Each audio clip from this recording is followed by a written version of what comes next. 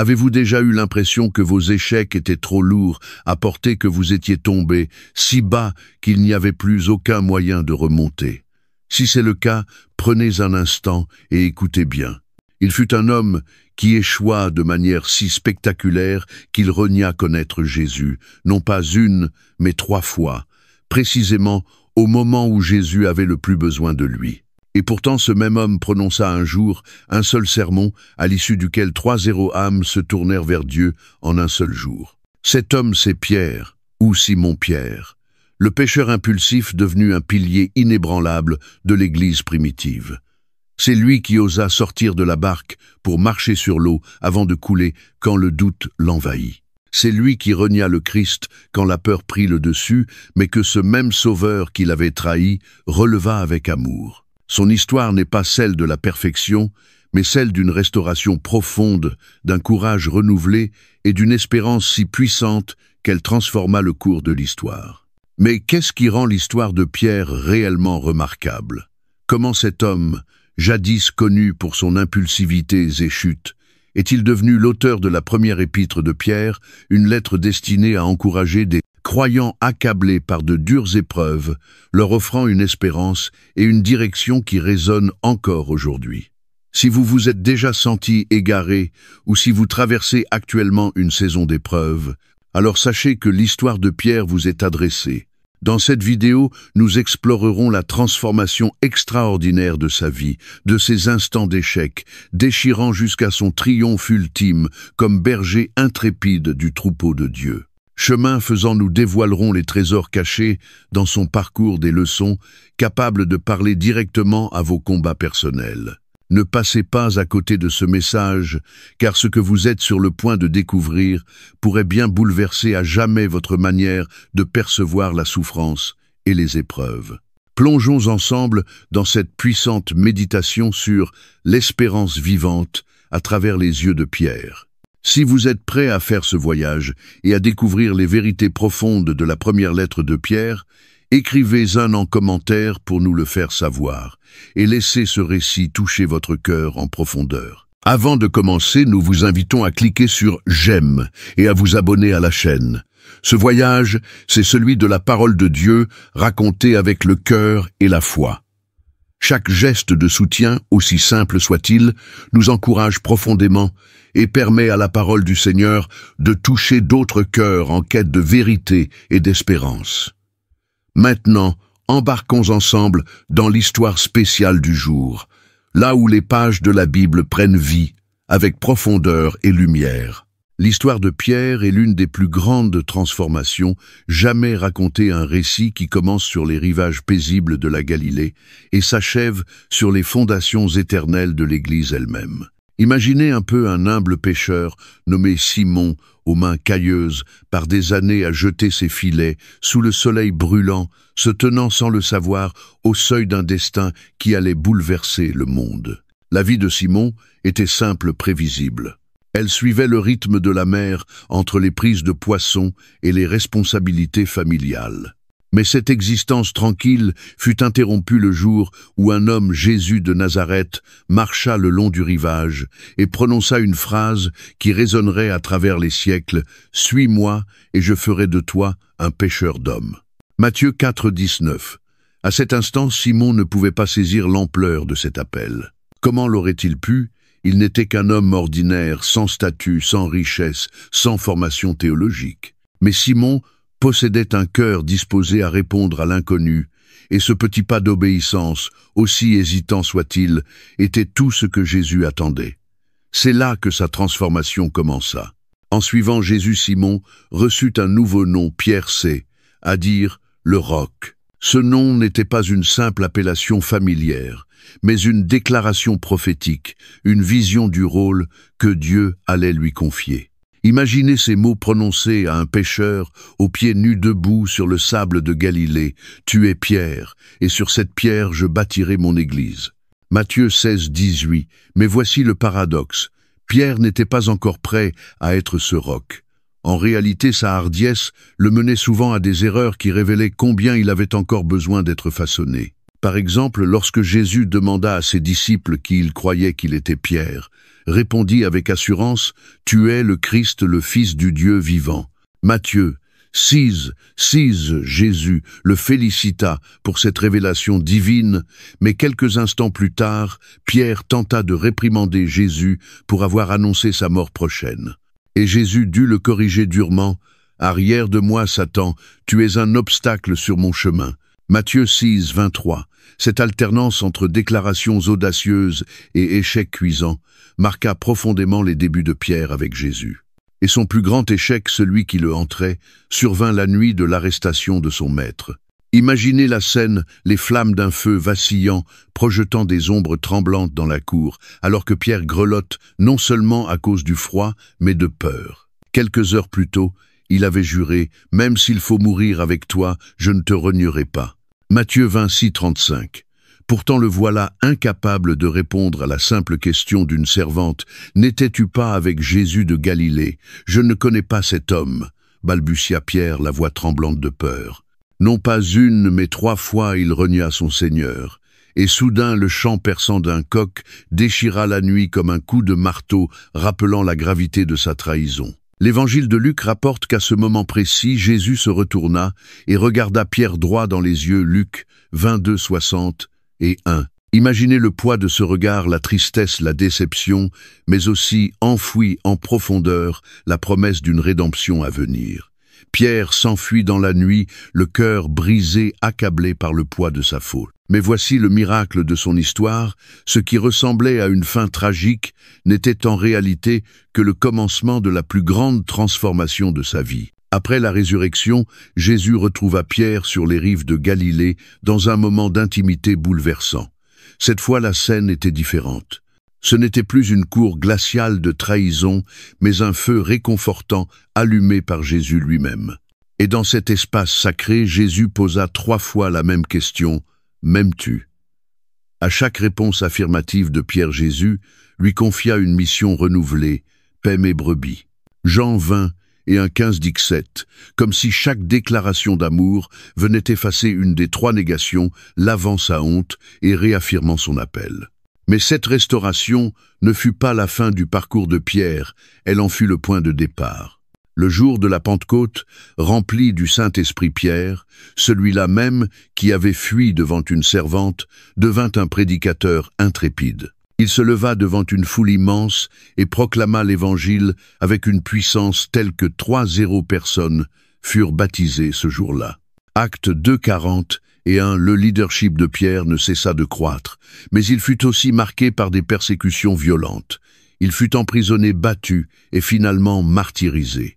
Selon la tradition, Pierre aurait demandé à être crucifié la tête en bas, ne se jugeant pas digne de mourir de la même manière que son Seigneur. Même sa mort fut un acte ultime de foi et de dévotion, un témoignage de la transformation profonde que Dieu avait opérée en lui. Lorsque Pierre écrivit sa première épître, il ne le fit pas depuis une tour d'ivoire détachée de la souffrance. Il écrivait en tant qu'homme qui avait connu l'échec goûté à la rédemption et payé le prix du disciple. Ces paroles portent le poids d'un homme qui a traversé la vallée de l'ombre et en est ressorti avec une foi inébranlable.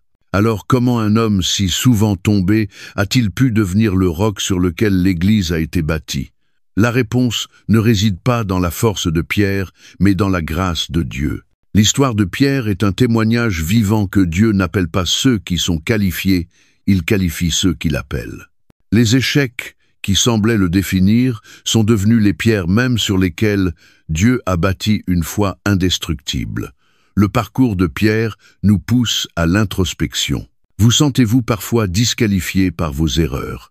L'histoire de Pierre prouve que l'échec n'est pas une fin, mais une invitation pour que la grâce divine commence son œuvre. Et si vos blessures devenaient l'espace même où Dieu choisit de révéler sa puissance, gardez cette vérité au fond de votre cœur. Si Dieu a pu transformer un pécheur, qu'il a renié en leader intrépide de son Église, imaginez ce qu'il peut accomplir dans votre propre vie. Tout comme Jésus a restauré Pierre sur les rives de Galilée, il se tient aujourd'hui à vos côtés prêts à vous relever peu importe le nombre de vos chutes. Et la question qu'il vous pose encore doucement avec tendresse est « M'aimes-tu? Si comme Pierre vous répondez oui, alors préparez-vous, car c'est là que commence véritablement le voyage. Alors que l'histoire de Pierre évolue de l'échec à la restauration de la peur à la foi, il ne laisse pas derrière lui les leçons durement apprises. Au contraire, il les distille avec puissance dans les paroles de sa lettre, un Pierre adressé à une église dispersée et persécutée en quête désespérée de sens au cœur de la souffrance. Et Pierre, cet homme qui avait traversé les vallées de la culpabilité, de la peur et de la perte, savait exactement quoi leur dire. Son message ne commence pas par une consolation douce, mais par une vérité audacieuse et bouleversante. Il existe une espérance vivante qui ne faiblit pas même lorsque la tempête est à son comble. Pierre ne perd pas de temps à ménager ses lecteurs. Il ouvre sa lettre par une proclamation triomphante. « Béni soit Dieu le Père de notre Seigneur Jésus-Christ. Dans sa grande miséricorde, il nous a fait naître de nouveau pour une espérance vivante par la résurrection de Jésus-Christ d'entre les morts. » 1 Pierre 1:3. Ces paroles ne sont pas de simples encouragements. Elles sont une renaissance, un souffle de résurrection et de puissance. Imaginez que vous soyez l'un de ces premiers croyants, ayant dû fuir votre foyer, abandonnant peu, être tout ce que vous connaissiez à cause de votre foi en Christ. Le monde autour de vous est hostile, rempli de murmures de trahison et de menaces de punition. Puis, vous ouvrez cette lettre de Pierre et vous lisez cette déclaration.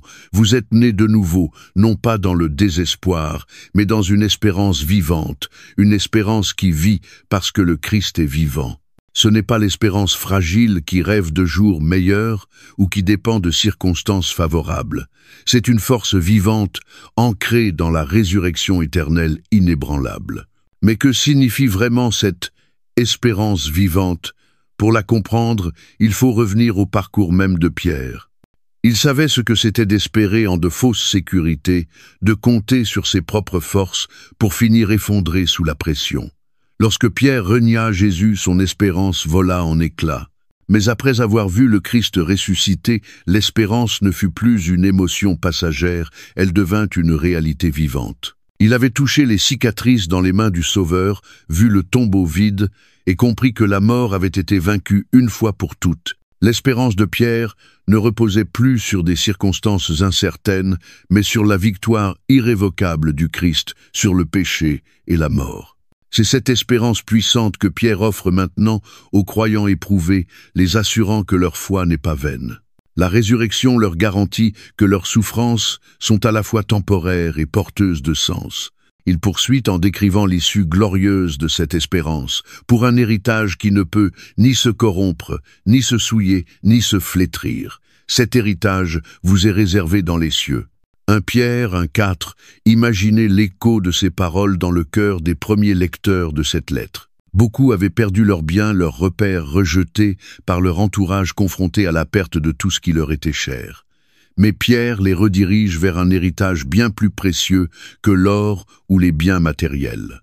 Contrairement aux richesses terrestres qui rouillent ou aux récoltes qui se fanent, cet héritage céleste est intact, gardé par Dieu lui-même. Pour ces croyants et pour nous aujourd'hui, les mots de Pierre détournent notre regard des pertes temporaires pour nous ancrer dans la richesse impérissable du ciel. Et pourtant, Pierre n'est pas étranger à la réalité de la souffrance.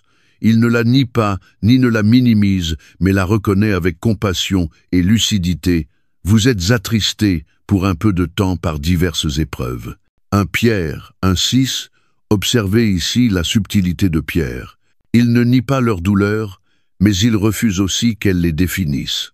Il replace cette souffrance dans la perspective de l'éternité pour un peu de temps, une expression qui nous invite à voir nos épreuves à travers le prisme du dessein éternel de Dieu. Lorsqu'on est en pleine tourmente, le temps semble figé et la douleur paraît interminable.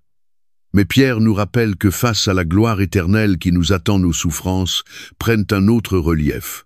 Cette perspective ne cherche pas à amoindrir notre douleur, mais à insuffler l'espérance que ce n'est pas la souffrance qui aura le dernier mot. Et puis Pierre livre une vérité qui transforme radicalement notre regard sur l'adversité. Celles-ci servent à éprouver la valeur de votre foi, bien plus précieuse que l'or périssable, qui cependant est éprouvé par le feu. 1 Pierre 1:7 Pierre nous offre ici l'image d'un feu purificateur, ce processus dans lequel l'or brut est chauffé jusqu'à ce que ses impuretés disparaissent, ne laissant que la matière pure et précieuse. De la même manière, les épreuves ne sont pas des obstacles absurdes, mais les instruments mêmes dont Dieu se sert pour affiner et fortifier notre foi. Comme l'or qui révèle sa valeur dans la fournaise, notre confiance en Dieu révèle sa profondeur quand elle traverse le feu de l'épreuve. Pour les croyants à qui Pierre s'adresse, qui enduraient rejet, perte et persécution, cette image donnait un sens à leur souffrance. Ils n'étaient pas punis, ils étaient façonnés. Pierre savait que lorsque la foi est éprouvée, elle devient plus précieuse. Mais il savait aussi que la foi ne se résume pas à supporter stoïquement la douleur, elle conduit à une joie profonde même au cœur du combat. Vous l'aimez sans l'avoir vu, vous croyez en lui sans le voir encore, et vous vous réjouissez d'une joie indescriptible et glorieuse. 1 Pierre 1,8, cette joie ne dépend pas des circonstances ni des conforts de ce monde. C'est une joie surnaturelle enracinée dans la relation intime avec le Christ. Pierre lui avait marché aux côtés de Jésus, vu ses miracles, était témoin de sa résurrection. Et pourtant, il s'émerveille devant la foi de ceux qui croient sans avoir vu une foi qui porte une récompense au-delà de toute mesure. Et Pierre conclut cette section par une promesse bouleversante, « Car vous obtenez le salut de vos âmes pour prix de votre foi. » 1 Pierre 1,9. Le salut n'est pas seulement un événement futur réservé au ciel. Il est une réalité présente, une œuvre de grâce en cours, alors que nous traversons les défis de la vie. Chaque pas de foi, chaque persévérance au cœur de l'épreuve, nous rapproche davantage de l'accomplissement complet de cette promesse. Et nous aujourd'hui, qu'est-ce que cela signifie? Cela veut dire que peu importe ce que nous affrontons, rejet, perte ou le poids de nos fautes, notre espérance est vivante. Nous n'attendons pas simplement le ciel, nous vivons déjà dans la puissance de la résurrection. De même que Pierre s'est relevé de ses reniements pour conduire l'Église, nous aussi pouvons nous relever de ce qui nous retient avec l'assurance que notre avenir est scellé en Christ. Les paroles de Pierre nous poussent à réfléchir « Qu'est-ce qui affine ma foi en ce moment ?» Et si nos épreuves étaient une invitation à une confiance plus profonde, une dépendance renouvelée à Dieu et une joie que rien ne peut éteindre. C'est cela l'essence de l'espérance vivante que Pierre nous transmet, une espérance qui transforme la souffrance en vocation, la faiblesse en force et le désespoir en louange. Après avoir enflammé ses lecteurs avec la promesse d'une espérance vivante, Pierre ne s'arrête pas là. Il sait que l'espérance n'est pas simplement une idée réconfortante, mais une force qui transforme notre manière de vivre. Pour Pierre, le don du salut appelle une réponse, une vie mise à part, enracinée dans la sainteté et débordante d'amour. Mais il ne s'agit pas d'un commandement accablant. C'est une invitation à entrer dans la raison même pour laquelle nous avons été créés, refléter le caractère d'un Dieu saint. Il commence par un appel pressant. C'est pourquoi préparez votre esprit au service, soyez sobre et mettez toute votre espérance dans la grâce qui vous sera apportée lors de la révélation de Jésus-Christ. 1 Pierre 1,13. Autrement dit, Pierre nous dit « Réveillez-vous, préparez vos pensées, soyez lucides et fixez votre regard sur l'essentiel, la grâce de Christ. » Dans le grec original, l'expression « préparez votre esprit » évoque l'image de quelqu'un qui retrousse sa tunique pour courir prêt à l'action. C'est une image puissante d'engagement qui nous appelle non pas à attendre passivement la grâce, mais à vivre activement dans l'attente du retour de Christ. Pierre invite les croyants à adopter une posture d'alerte spirituelle, une vie vécue dans la conscience constante que l'éternité approche. Mais comment vivre ainsi dans un monde saturé de distractions et de tentations? Pierre répond par un appel à la sainteté. « Comme des enfants obéissants, ne vous conformez pas aux convoitises que vous aviez autrefois quand vous étiez dans l'ignorance. Mais puisque celui qui vous a appelé est saint, vous aussi soyez saints dans toute votre conduite. Car il est écrit « Soyez saints, car je suis saint ». 1 Pierre 1,14-6, pour beaucoup le mot « sainteté » peut sembler intimidant, comme s'il exigeait une perfection morale inatteignable. Pourtant Pierre ne parle pas d'une perfection rigide, Il appelle à une vie mise à part, une existence qui reflète le cœur de Dieu, même si cela signifie aller à contre-courant du monde. La sainteté ne consiste pas en règles figées ou en performances religieuses, mais en une profonde cohérence entre notre cœur et le sien. Pierre compare cette transformation à un passage de l'ignorance à la connaissance. Avant Christ, nos vies étaient modelées par des désirs mondains, ambition, égoïsme, orgueil. Mais maintenant, comme des enfants aimants et obéissants, nous sommes appelés à abandonner ces désirs pour embrasser une nouvelle identité. Penser à l'amour entre un parent et son enfant, ce n'est pas une question de devoir, mais de relation. Nous aspirons à la sainteté, non pour gagner la faveur de Dieu, mais parce que nous, lui, appartenons. Et Pierre ne laisse pas la sainteté flotter dans l'abstraction. Il l'ancre dans la réalité la plus fondamentale de notre foi, la croix. Il écrit « Vous savez que ce n'est pas par des choses périssables comme l'argent ou l'or que vous avez été rachetés de la vaine manière de vivre héritée de vos ancêtres, mais par le sang précieux de Christ, comme d'un agneau sans défaut, sans tache. » 1 Pierre 18-19, prenez le temps de laisser ces mots pénétrer votre cœur. Vous n'avez pas été rachetés par l'or ou l'argent, ces choses tant convoitées par ce monde, mais par le sang de Christ, infiniment plus précieux. Pierre nous renvoie à l'image de l'agneau pascal, si familière au peuple juif. Tout comme le sang de l'agneau avait épargné les Israélites, celui de Christ nous a libérés d'une vie vide et destructrice. Dès lors, la sainteté n'est plus un fardeau, mais une réponse reconnaissante. Lorsque nous réalisons le prix de notre rachat, comment pourrions-nous ne pas chercher à vivre d'une manière qui honore celui qui nous a sauvés? Mais Pierre va plus loin encore. La sainteté n'est pas isolée de l'amour. Elle en est le socle. La vraie sainteté ne conduit pas à la séparation ou au jugement, mais à un amour sincère. Ayant purifié vos âmes en obéissant à la vérité pour avoir un amour fraternel sincère, aimez-vous ardemment les uns les autres de tout votre cœur. 1 Pierre 1,22 Pierre ne parle pas ici d'une gentillesse superficielle ni de gestes polis. Il parle d'un amour profond sincère qui surmonte les différences, un amour sacrificiel et durable. Un tel amour est le fruit naturel d'une vie enracinée dans la sainteté de Dieu. Plus nous nous approchons de lui, plus nous reflétons son cœur envers les autres. Et notez bien l'ordre que Pierre établit: d'abord la purification, ensuite l'amour. C'est fondamental. C'est par l'obéissance à la vérité que nos cœurs sont purifiés, nous rendant capables d'aimer comme Christ aime. Sans cette purification, notre amour reste conditionnel, centré sur nous-mêmes fragiles. Mais quand la vérité purifie notre être, notre amour devient surnaturel. Un amour qui persiste à travers les épreuves, les conflits et le rejet. Pour souligner le caractère éternel de cet appel, Pierre oppose ce qui passe à ce qui demeure. Car vous êtes nés de nouveau, non d'une semence corruptible, mais d'une semence incorruptible, par la parole vivante et permanente de Dieu. 1 Pierre 1,23. Ici, il nous ramène au fondement de tout la parole de Dieu. La vie humaine est éphémère comme l'herbe qui sèche ou la fleur qui se fane, mais la parole de Dieu demeure à jamais. La sainteté et l'amour auquel nous sommes appelés ne reposent pas sur des émotions passagères ou les tendances de notre époque, mais sur la vérité éternelle de l'Écriture. C'est ce qui leur donne force, stabilité et profondeur. Pensez à un arbre solidement enraciné dans une terre fertile. Peu importe la violence des tempêtes, il reste debout, car ses racines plongent profondément. De la même manière, notre appel à la sainteté et à l'amour s'ancre dans quelque chose d'immuable. En y répondant, nous ne remplissons pas simplement un devoir. Nous entrons dans notre véritable identité en tant que peuple choisi, reflétant la gloire de Dieu dans un monde assoiffé d'espérance. Et concrètement, que cela signifie-t-il pour notre vie quotidienne? Cela veut dire choisir l'intégrité même quand personne ne regarde.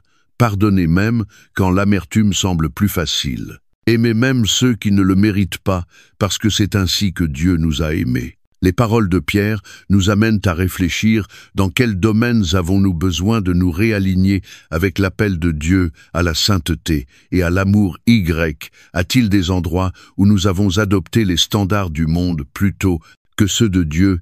Y a-t-il des relations où nous avons retenu l'amour parce qu'il nous en coûtait trop?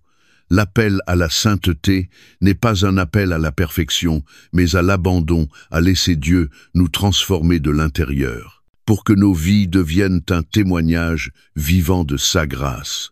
Alors que Pierre poursuivra sa lettre en développant cette fondation de sainteté et d'amour, montrant comment elle façonne nos relations avec Dieu et avec les autres, que ces mots résonnent en nous, nous ne sommes pas seulement appelés à recevoir l'amour de Dieu, mais à le refléter. Et plus nous poursuivons la sainteté, plus nos cœurs débordent de cet amour, capables d'orienter les regards vers celui qui nous a aimés le premier. Alors que l'appel de Pierre à la sainteté et à l'amour résonne dans le cœur de ses lecteurs, il poursuit naturellement son enseignement.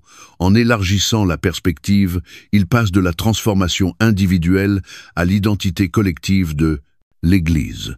Car la sainteté n'est jamais un parcours solitaire, elle est destinée à s'incarner au sein d'une communauté unie, animée d'un but commun inébranlable. Pour expliquer cela, Pierre emploie une métaphore à la fois poétique et saisissante. L'Église est une maison spirituelle bâtie sur le fondement inébranlable qu'est le Christ lui-même. Pierre commence par une déclaration inspirée de l'ancienne prophétie, tissant les promesses de l'Ancien Testament dans la réalité de la Nouvelle Alliance. Approchez-vous de lui, pierre vivante, rejetée par les hommes, mais choisie et précieuse devant Dieu. Et vous-même, comme des pierres vivantes, édifiez-vous pour former une maison spirituelle, un saint sacerdoce, afin d'offrir des sacrifices spirituels agréables à Dieu par Jésus-Christ. 1 Pierre 2, 4, 5, visualisez cette image, prendre vie sous vos yeux. Le Christ est décrit comme une pierre vivante, non pas un bloc inerte, mais un fondement dynamique porteur de vie. Pourtant, cette pierre précieuse a été rejetée par les hommes, les chefs religieux. La foule, les autorités romaines, tous l'ont écarté et crucifié.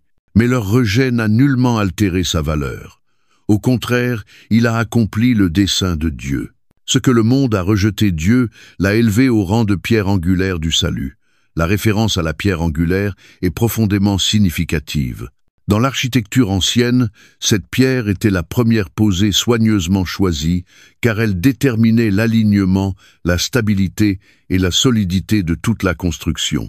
Si elle était défectueuse, tout l'édifice risquait de s'effondrer. Mais Pierre nous rassure, le Christ, cette pierre choisie et précieuse et parfaite, inébranlable. Il est le fondement sûr sur lequel l'Église entière repose, et ceux qui placent leur confiance en lui ne seront jamais confondus. 1 Pierre 2,6. Mais voici où l'image s'élargit avec puissance. Non seulement le Christ est la pierre angulaire, mais nous les croyants sommes aussi des pierres vivantes intégrées à cette maison spirituelle. Quelle vérité profonde et bouleversante! Nous ne sommes pas de simples spectateurs du plan divin. Nous en sommes les participants vivants, choisis, façonnés par les mains du Maître. Pensez à un bâtisseur expert qui sélectionne chaque pierre, l'ajuste, l'intègre dans un dessin plus vaste. Ainsi Dieu intègre chacun de nous, nos dons, nos expériences, même nos blessures, dans son œuvre glorieuse. Et cette maison n'est pas une construction ordinaire.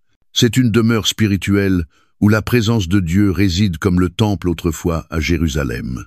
Et nous, pierres vivantes, ne faisons pas que soutenir l'édifice, nous sommes un sacerdoce saint appelé à offrir des sacrifices spirituels. Mais que signifie cela? Dans l'Ancien Testament, seuls les prêtres avaient accès à Dieu, offrant des sacrifices pour le peuple. Pierre révèle un bouleversement radical.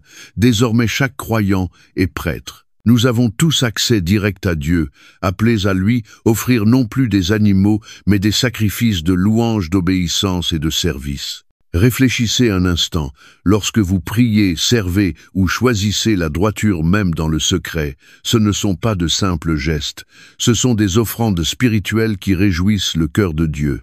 Pierre redéfinit ici, l'adoration chaque instant de notre vie peut devenir une offrande sacrée. Les gestes quotidiens, aider un voisin, pardonner, résister à la tentation, deviennent lorsqu'ils sont offerts à Dieu profondément saints. Mais Pierre ne cache pas les tensions liées à cet appel.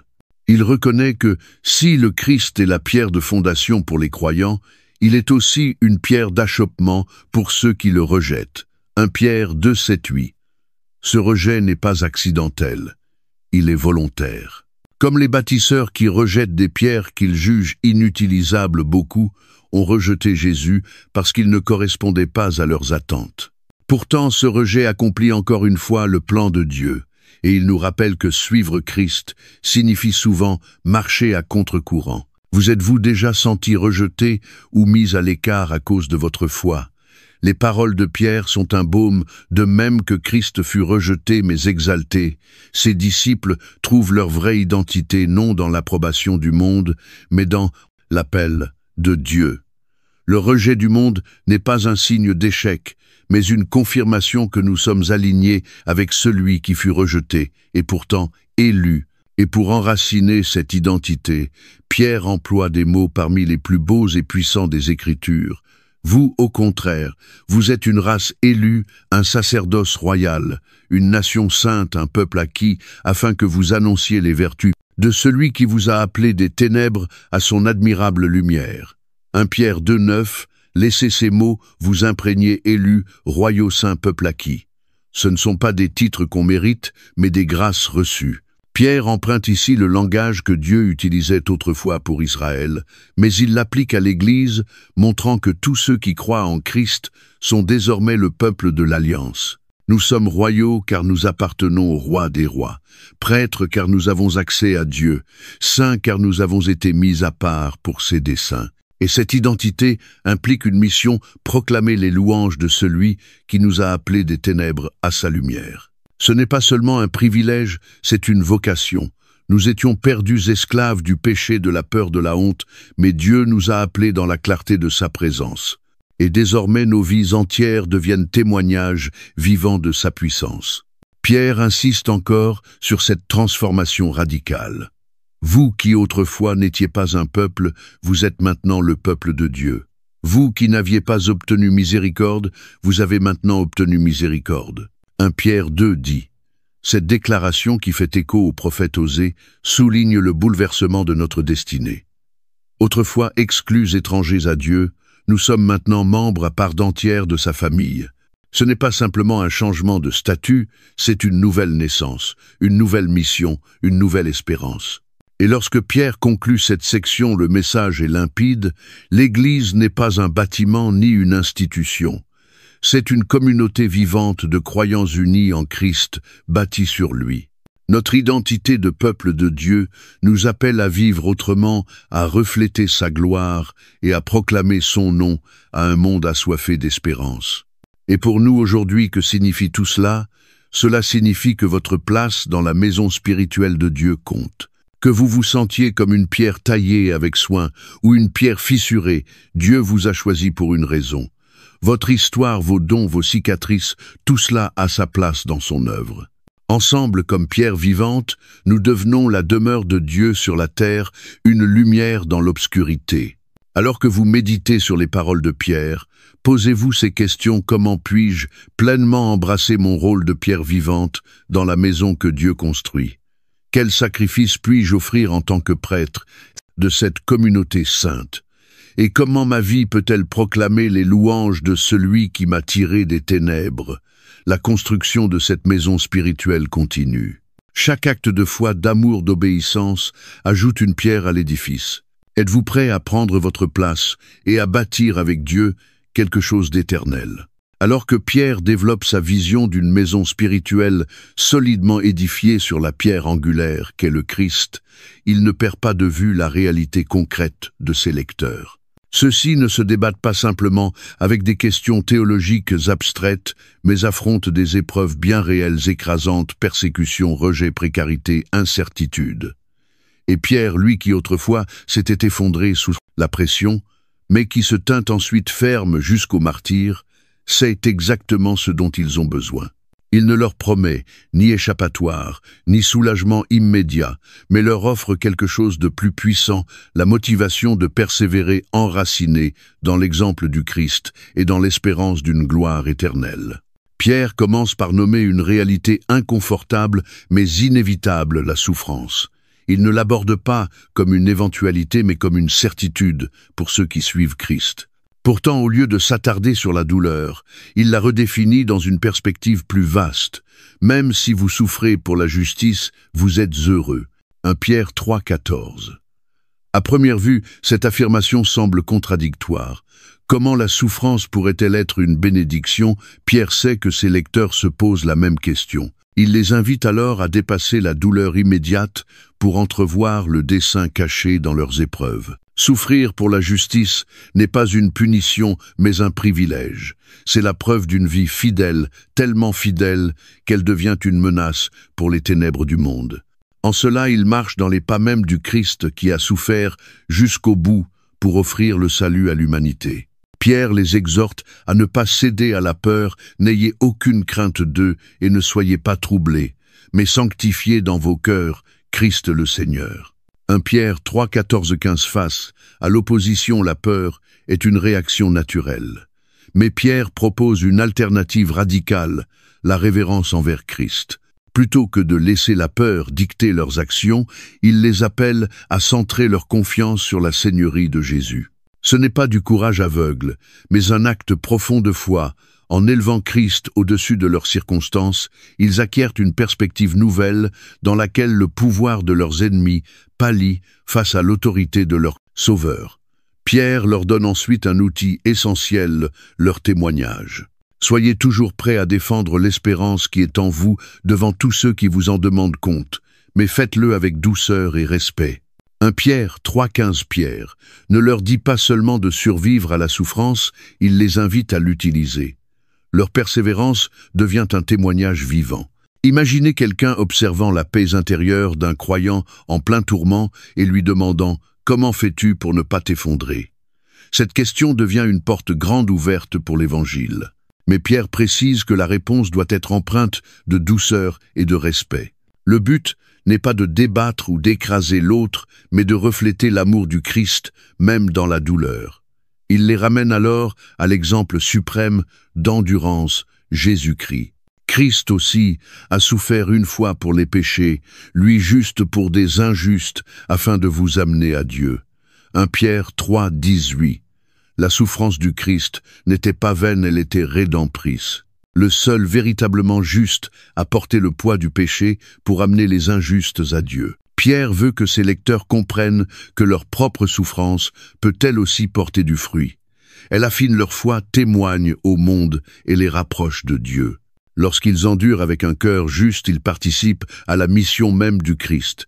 Mais ils ne s'arrêtent pas à l'exemple, il leur montre aussi l'issue de cette souffrance, la victoire. Il a été mis à mort dans la chair, mais rendu vivant par l'Esprit. 1 Pierre 3, 18. Voici le cœur de son encouragement, tout comme la souffrance du Christ a conduit à la résurrection et à la gloire leurs souffrances, bien que douloureuses, mèneront à un triomphe ultime. Leurs épreuves ne sont pas la fin, mais le commencement d'un dessein plus grand. En partageant les souffrances du Christ, ils partageront aussi sa gloire. Pierre va plus loin encore, affirmant que souffrir pour le bien est préférable. Car mieux vaut souffrir en faisant le bien si telle est la volonté de Dieu qu'en faisant le mal. 1 Pierre 3, 17. Ce n'est pas facile à entendre, mais c'est une marque de maturité spirituelle. Souffrir en faisant le bien démontre une confiance absolue en la souveraineté de Dieu. Cela revient à croire que ses voies bien qu'incompréhensibles sont parfaites. Et même lorsque la souffrance semble insensée, elle ne l'est jamais entre les mains de Dieu. La vie de Pierre lui-même en témoigne. Ses emprisonnements, ses blessures, sa mort violente n'étaient pas des signes d'abandon, mais d'un affinement divin. Pour les encourager à tenir bon, Pierre leur rappelle une vérité fondamentale. Ainsi donc, puisque Christ a souffert dans la chair, vous aussi armez-vous de la même pensée. 1 Pierre 4. Quelle est cette pensée? Une disposition de confiance, d'abandon, d'endurance. De même que Christ s'en est remis entièrement à son Père, les croyants sont appelés à faire de même. Ce n'est pas de la résignation, mais une persévérance active. Pierre compare cela à l'épreuve du feu qui purifie l'or. Les épreuves n'éteignent pas la foi, elles la raffinent. Mais il sait aussi que pour endurer, il ne suffit pas de compter sur sa seule force, il faut une communauté. Résistez-lui ferme dans la foi, sachant que les mêmes souffrances sont imposées à vos frères dans le monde. 1 Pierre 5, 9. Il y a une grande force dans le fait de savoir que nous ne sommes pas seuls. Les premiers chrétiens n'étaient pas les seuls à souffrir, et nous non plus aujourd'hui.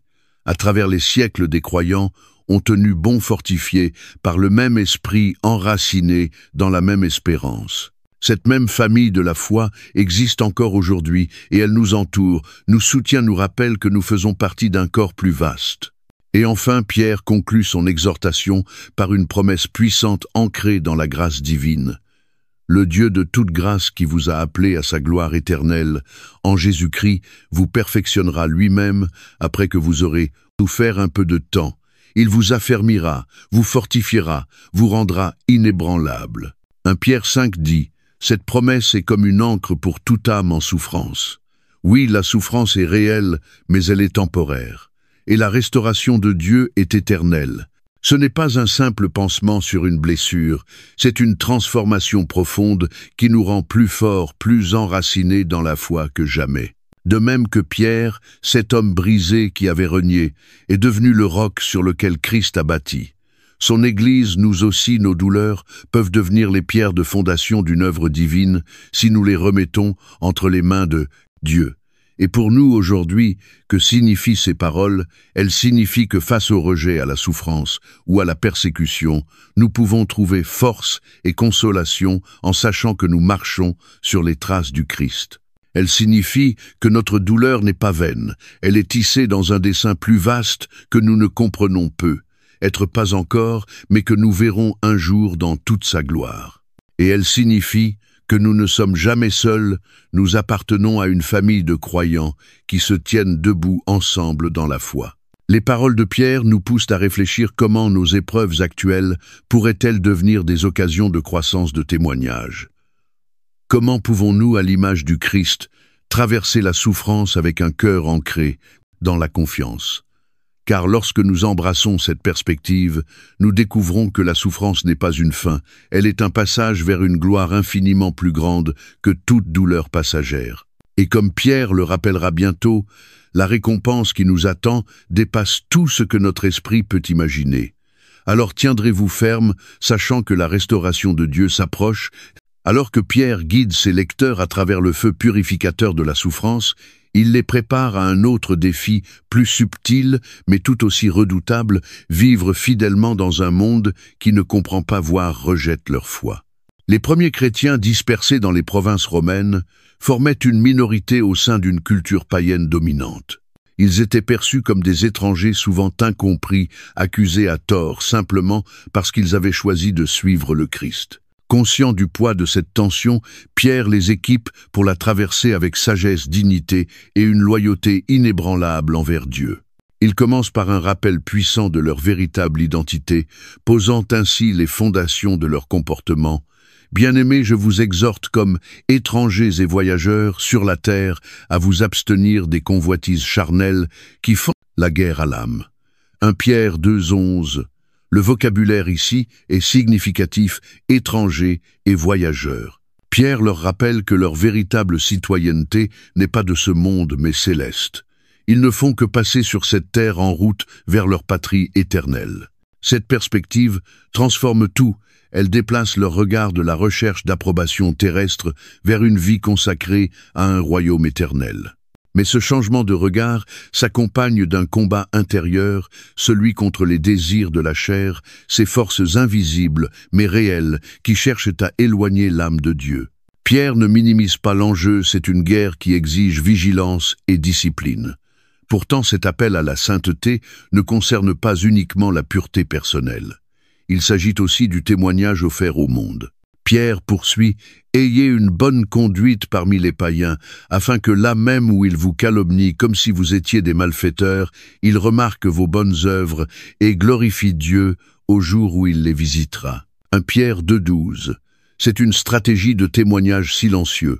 Plutôt que de se défendre par des paroles ou de riposter aux accusations, Pierre encourage les croyants à laisser leurs actes parler. Le monde peut mal les comprendre, mais lorsqu'ils vivent avec intégrité, générosité et bonté, même leurs détracteurs finissent par remarquer la différence. Imaginez une communauté chrétienne si profondément marquée par l'amour et la droiture qu'elle en devient un sujet d'étonnement pour ceux qui la rejettent. Voilà la puissance d'une vie transformée par Christ, conscient que vivre ainsi n'est pas aisé, surtout sous des régimes oppressifs. Pierre aborde un sujet délicat, la soumission aux autorités humaines. Soyez soumis à cause du Seigneur à toute autorité établie parmi les hommes, soit au roi comme souverain, soit au gouverneur. 1 Pierre 2, 13, 14, cela peut sembler à première vue un appel à l'obéissance aveugle, mais la clé réside dans cette expression « à cause du Seigneur ». Les croyants ne se soumettent pas parce que les autorités sont justes, mais parce qu'ils reconnaissent la souveraineté de Dieu.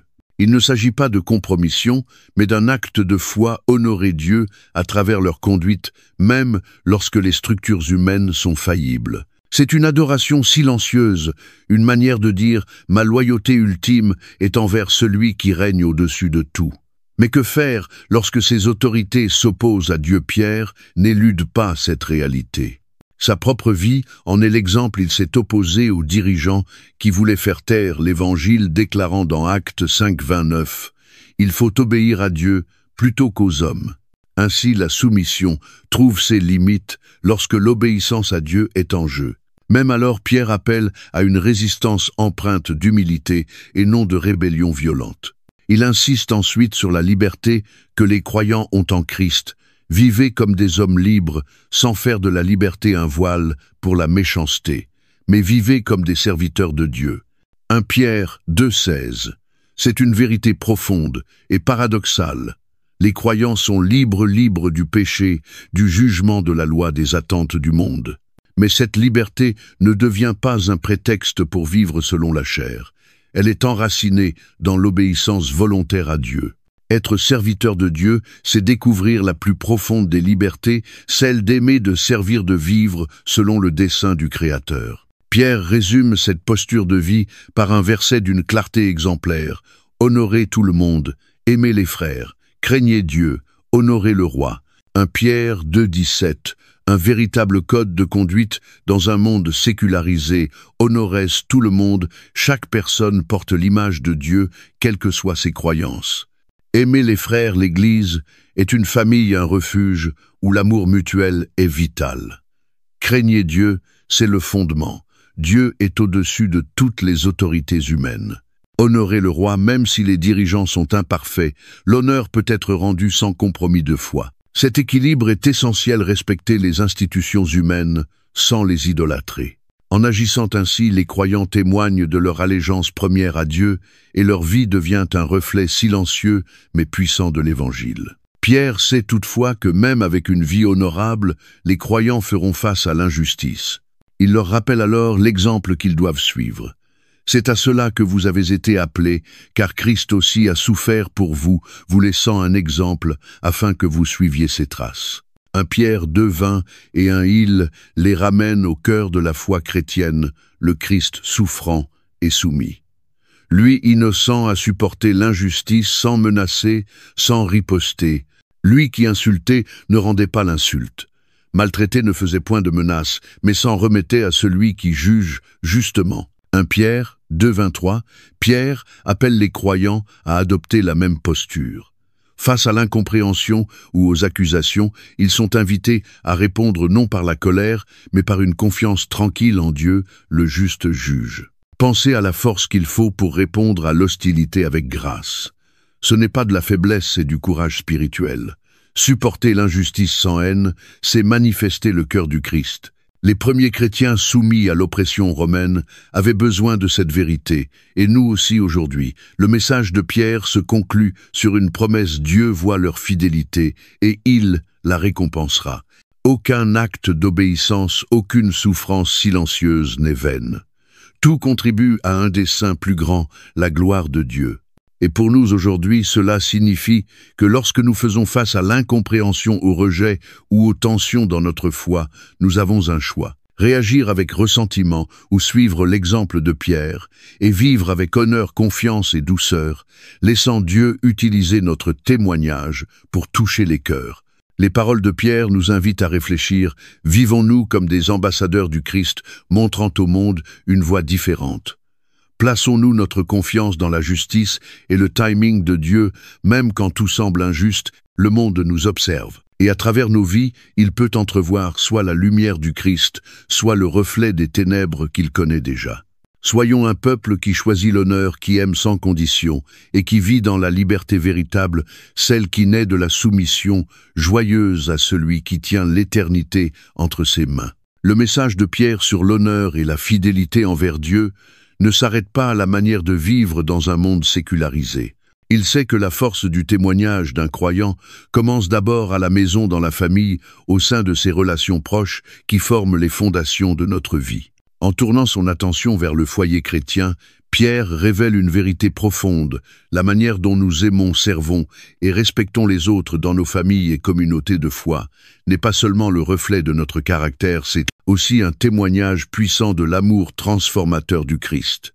Il commence par le mariage, la relation la plus intime et influente du foyer.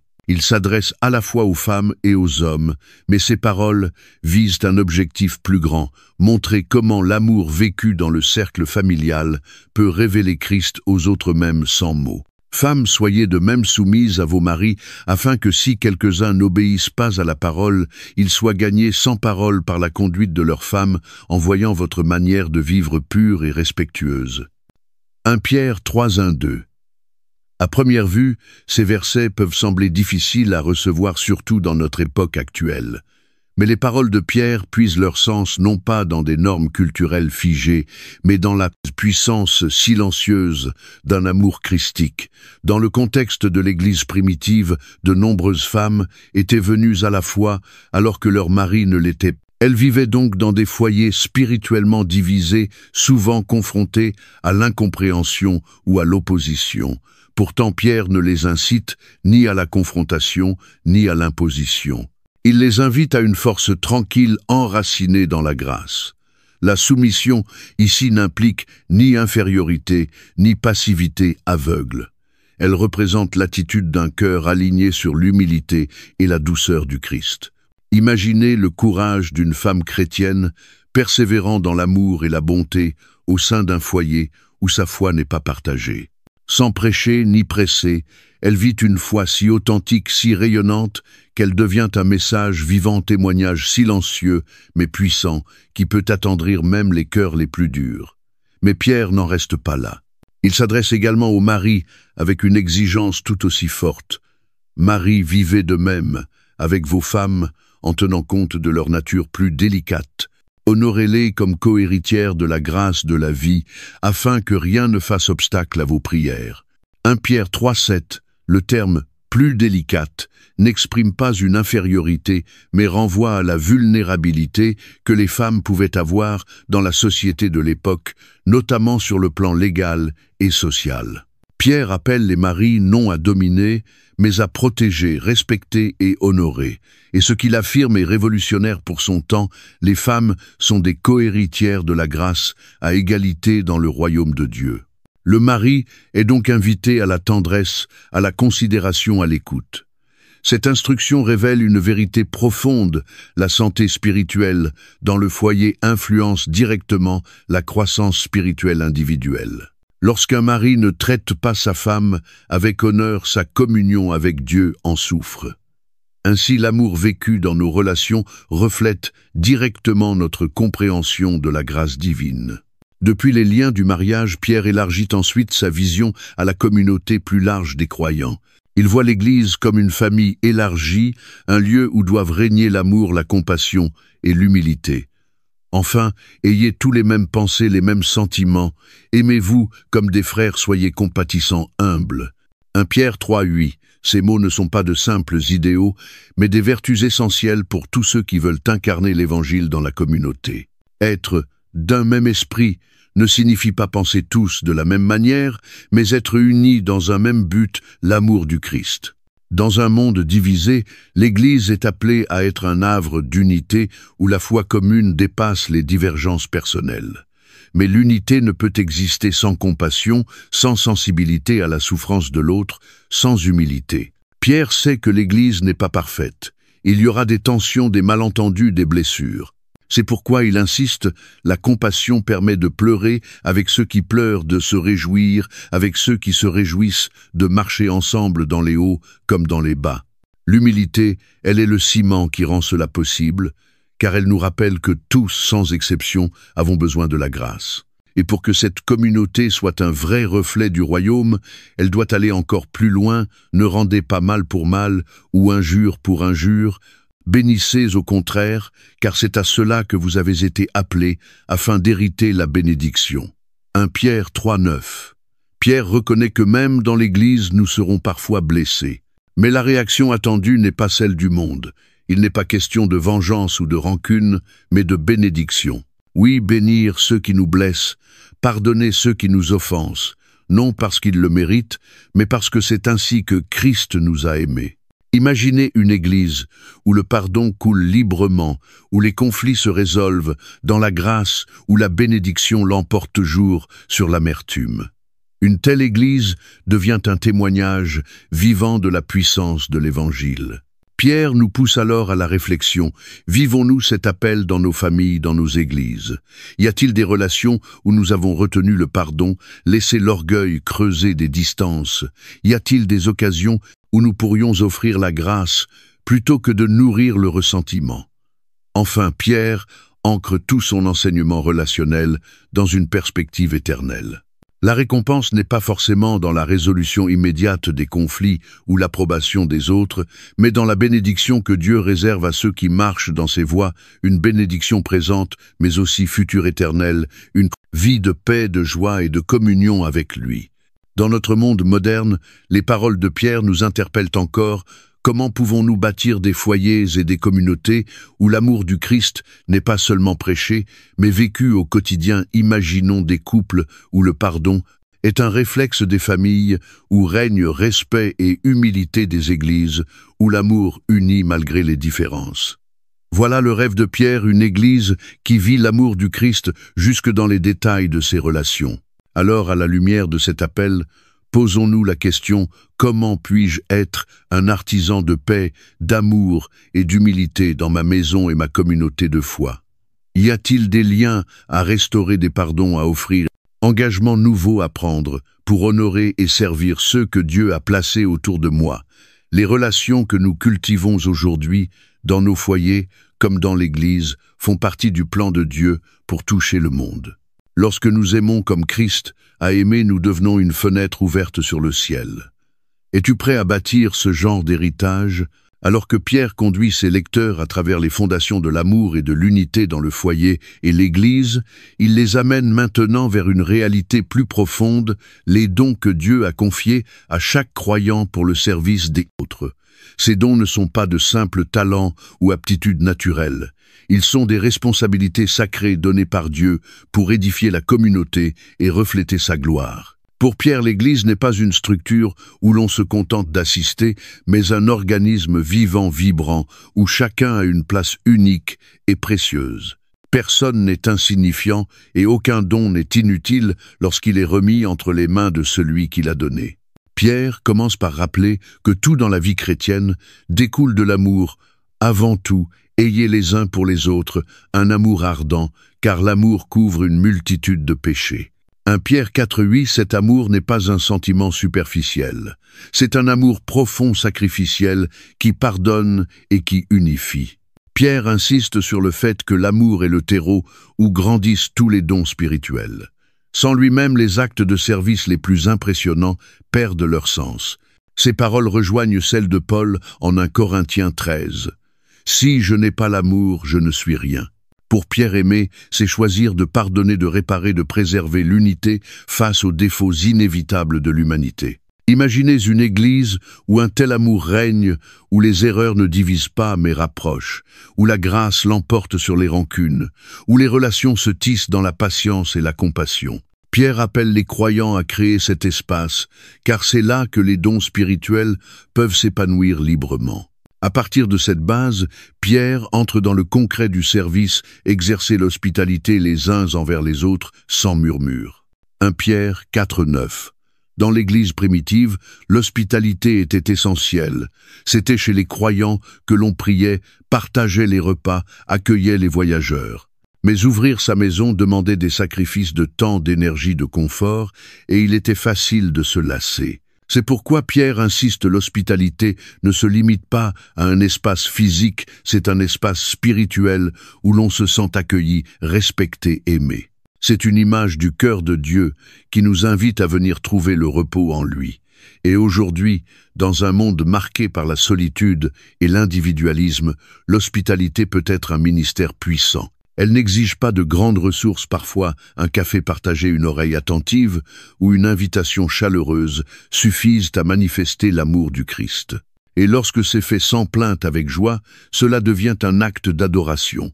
Pierre poursuit en parlant de la diversité des dons dans l'Église, comme de bons dispensateurs des diverses grâces de Dieu, que chacun de vous mette au service des autres le don qu'il a reçu. 1 Pierre 4,10, notez bien, chacun de vous. Il n'y a pas d'exception.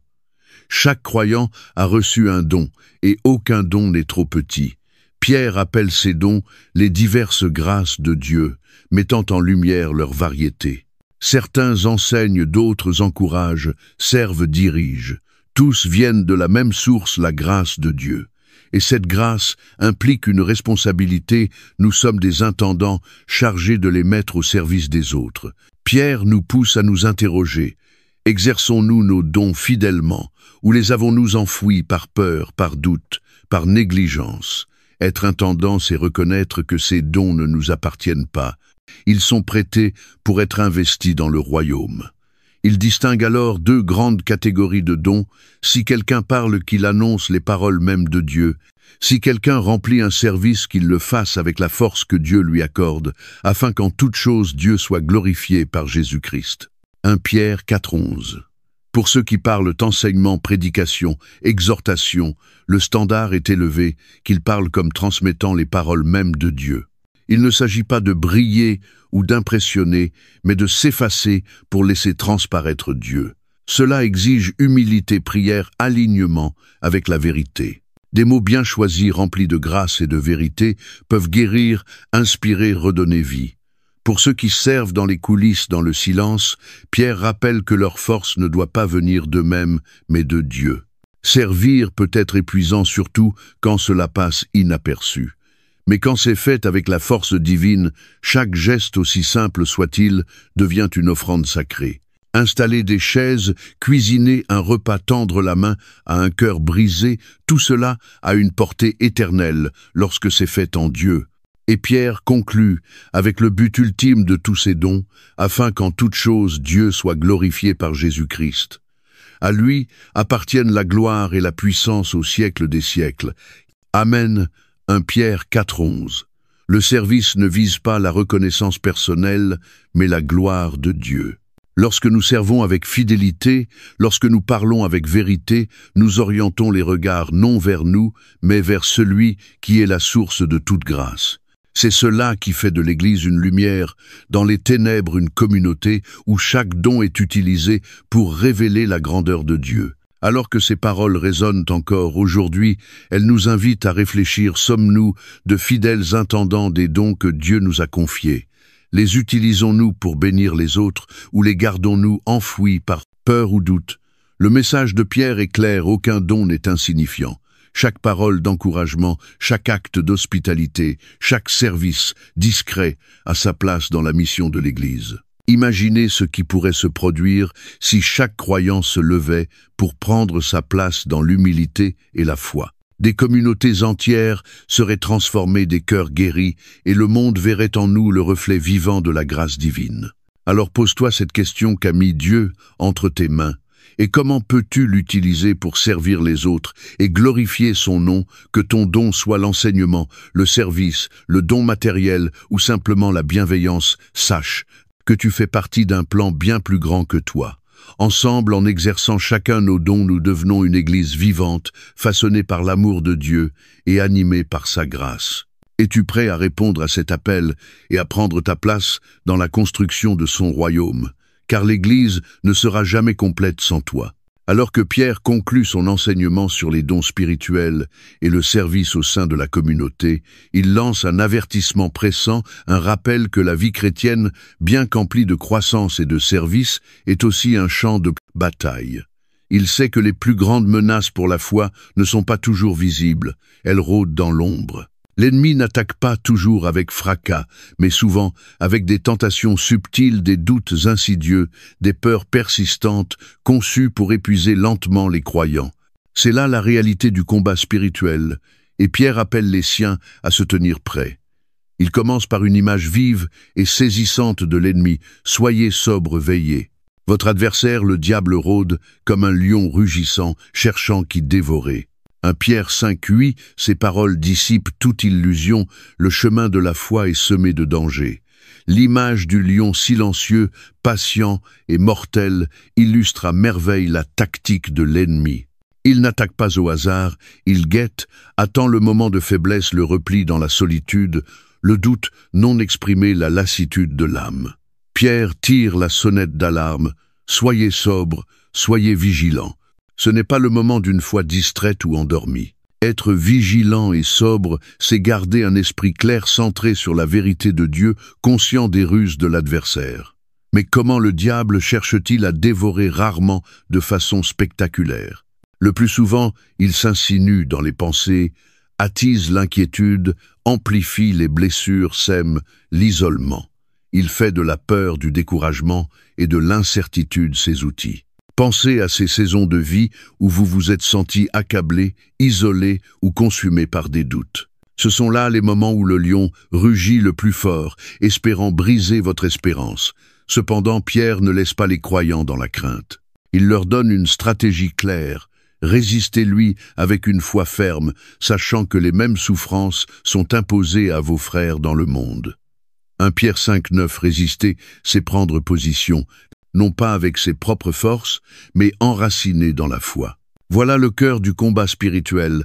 Ce n'est pas une guerre de chair, mais une bataille spirituelle menée avec l'armure de Dieu. Pierre rejoint ici les paroles de Paul. Revêtez-vous de toutes les armes de Dieu, afin de pouvoir tenir ferme contre les ruses du diable. Éphésiens 6,11, la foi agit comme un bouclier contre les flèches du doute, la parole de Dieu, comme une épée contre les mensonges, la prière, comme un cri qui nous relie à celui qui combat pour nous. Et Pierre ajoute un puissant encouragement, vous n'êtes pas seul dans ce combat. Sachez que les mêmes souffrances sont imposées à vos frères dans le monde. Cette vérité est à la fois réconfortante et galvanisante.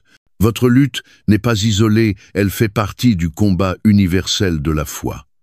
Partout, sur la terre, à travers les générations des croyants, ont tenu bon face aux mêmes attaques soutenues par la fidélité de Dieu.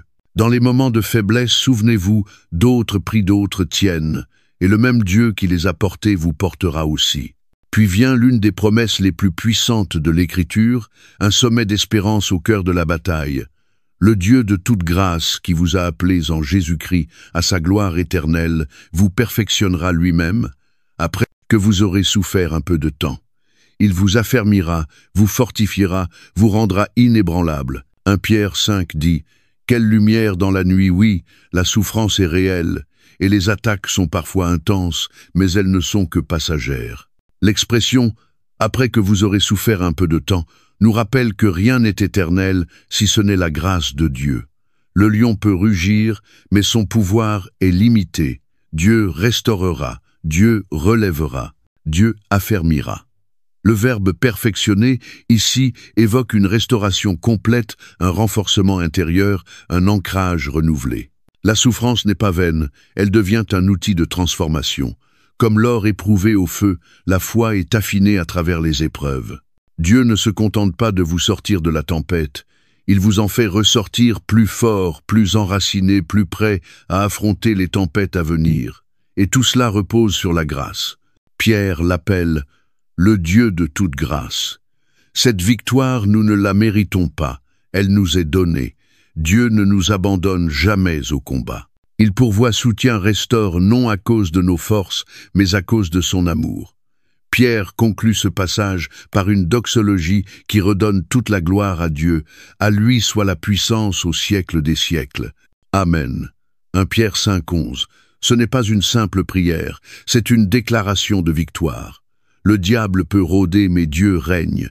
La bataille peut faire rage, mais la victoire est déjà acquise par Christ. Cette vérité donne aux croyants le courage de se tenir debout, car la puissance de Dieu est éternelle, inébranlable.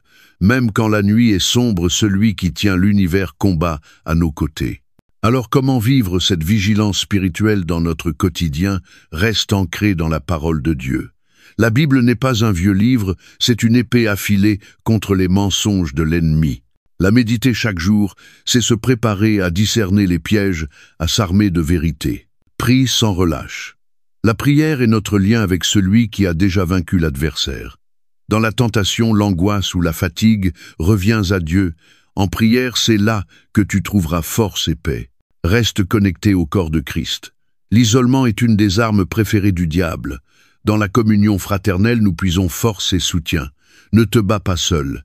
Tiens ferme dans la foi. Quand le doute se lève, rappelle-toi les promesses de Dieu. Sa parole est un roc inébranlable face aux vagues de l'incertitude. Alors que Pierre referme sa lettre, il nous interpelle, sommes-nous vigilants ou nous sommes-nous endormis spirituellement, comptons-nous sur Dieu ou luttons-nous seuls? La vérité est que le combat spirituel n'est pas une lutte occasionnelle, c'est le quotidien du croyant. Mais nous ne sommes pas appelés à combattre dans la peur. Nous combattons avec l'assurance que la victoire est déjà acquise. La puissance de Dieu dépasse tout ce que l'ennemi peut lancer contre nous, et sa grâce nous suffit pour chaque étape. Souviens-toi, le lion peut rugir, mais l'agneau règne. Et c'est par la puissance de l'agneau Jésus-Christ que nous tiendrons bon jusqu'à la fin. Es-tu prêt à te tenir ferme, sachant que le Dieu de toute grâce combat pour toi, après avoir équipé les croyants pour résister à l'ennemi et tenir ferme dans la foi? Pierre tourne maintenant son regard vers un groupe clé au sein de l'Église, les responsables spirituels, les anciens, ceux à qui Dieu a confié la garde de son peuple. Mais la vision que Pierre a du leadership est radicalement différente de celle du monde. Il ne les appelle pas à diriger avec autorité ou domination, mais avec humilité. Pas pour leur propre intérêt, mais pour l'amour des âmes. Pas pour être servi, mais pour servir et glorifier Dieu. Il commence par une exhortation aussi tendre que puissante. Voici les exhortations que j'adresse aux anciens, qui sont parmi vous, moi, anciens comme eux, témoins des souffrances de Christ et participants de la gloire qui doit être manifestée. Paissez le troupeau de Dieu, qui est sous votre garde, non par contrainte, mais volontairement selon Dieu, non pour un gain sordide, mais avec dévouement. 1 Pierre 5,1-2 Pierre aurait pu faire valoir son autorité apostolique, mais il choisit l'humilité. Il se présente comme un ancien parmi les anciens, un compagnon de service, et non un supérieur. Ce geste est significatif surtout venant de celui à qui Jésus avait personnellement confié la mission de paître ses brebis. Jean 20 et 1,15-17. En se plaçant au même niveau, Pierre rappelle que dans l'Église, le leadership n'est pas une question de rang, mais de responsabilité partagée et de service mutuel. Il ancre ensuite le rôle des anciens dans l'exemple même de Jésus le bon berger qui donne sa vie pour les brebis. Pierre, témoin des souffrances du Christ, sait ce que signifie diriger avec sacrifice. Diriger comme Christ, c'est renoncer à soi-même, à ses ambitions, à son confort, pour le bien de ceux que Dieu a confiés à nos soins. L'image du berger est riche de sens. Le berger ne pousse pas le troupeau. Avec dureté, il le guide, avec douceur. Il veille, protège, nourrit, connaît ses brebis par leur nom. Il est présent dans la nuit, dans le froid, dans le danger. Voilà le cœur du leader selon Dieu, une présence constante, attentive, pleine de tendresse et de discernement. Mais Pierre met aussi en garde contre les dérives du cœur. Non par contrainte, mais volontairement, non pour un gain honteux, mais avec zèle.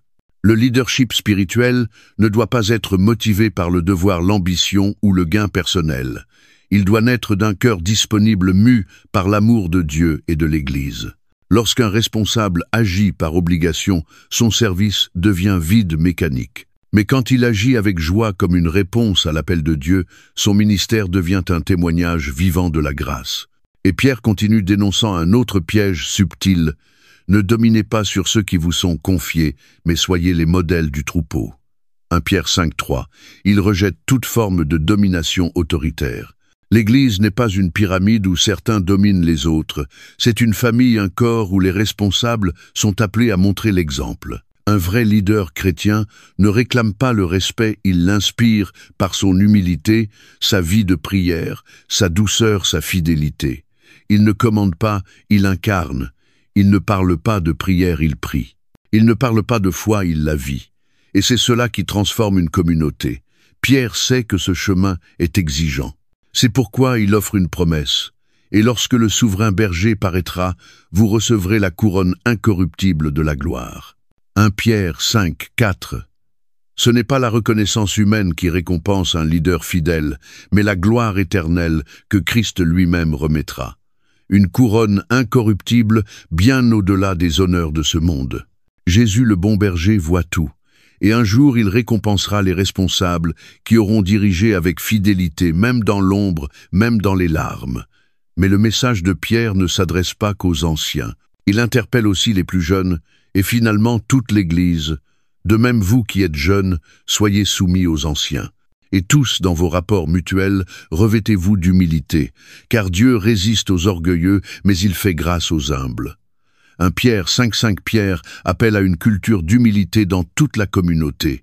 Les jeunes sont invités à écouter les aînés, à honorer leur expérience, mais cette attitude doit être réciproque. Tous doivent se revêtir d'humilité comme on enfile un vêtement chaque jour. Cela ne vient pas toujours naturellement.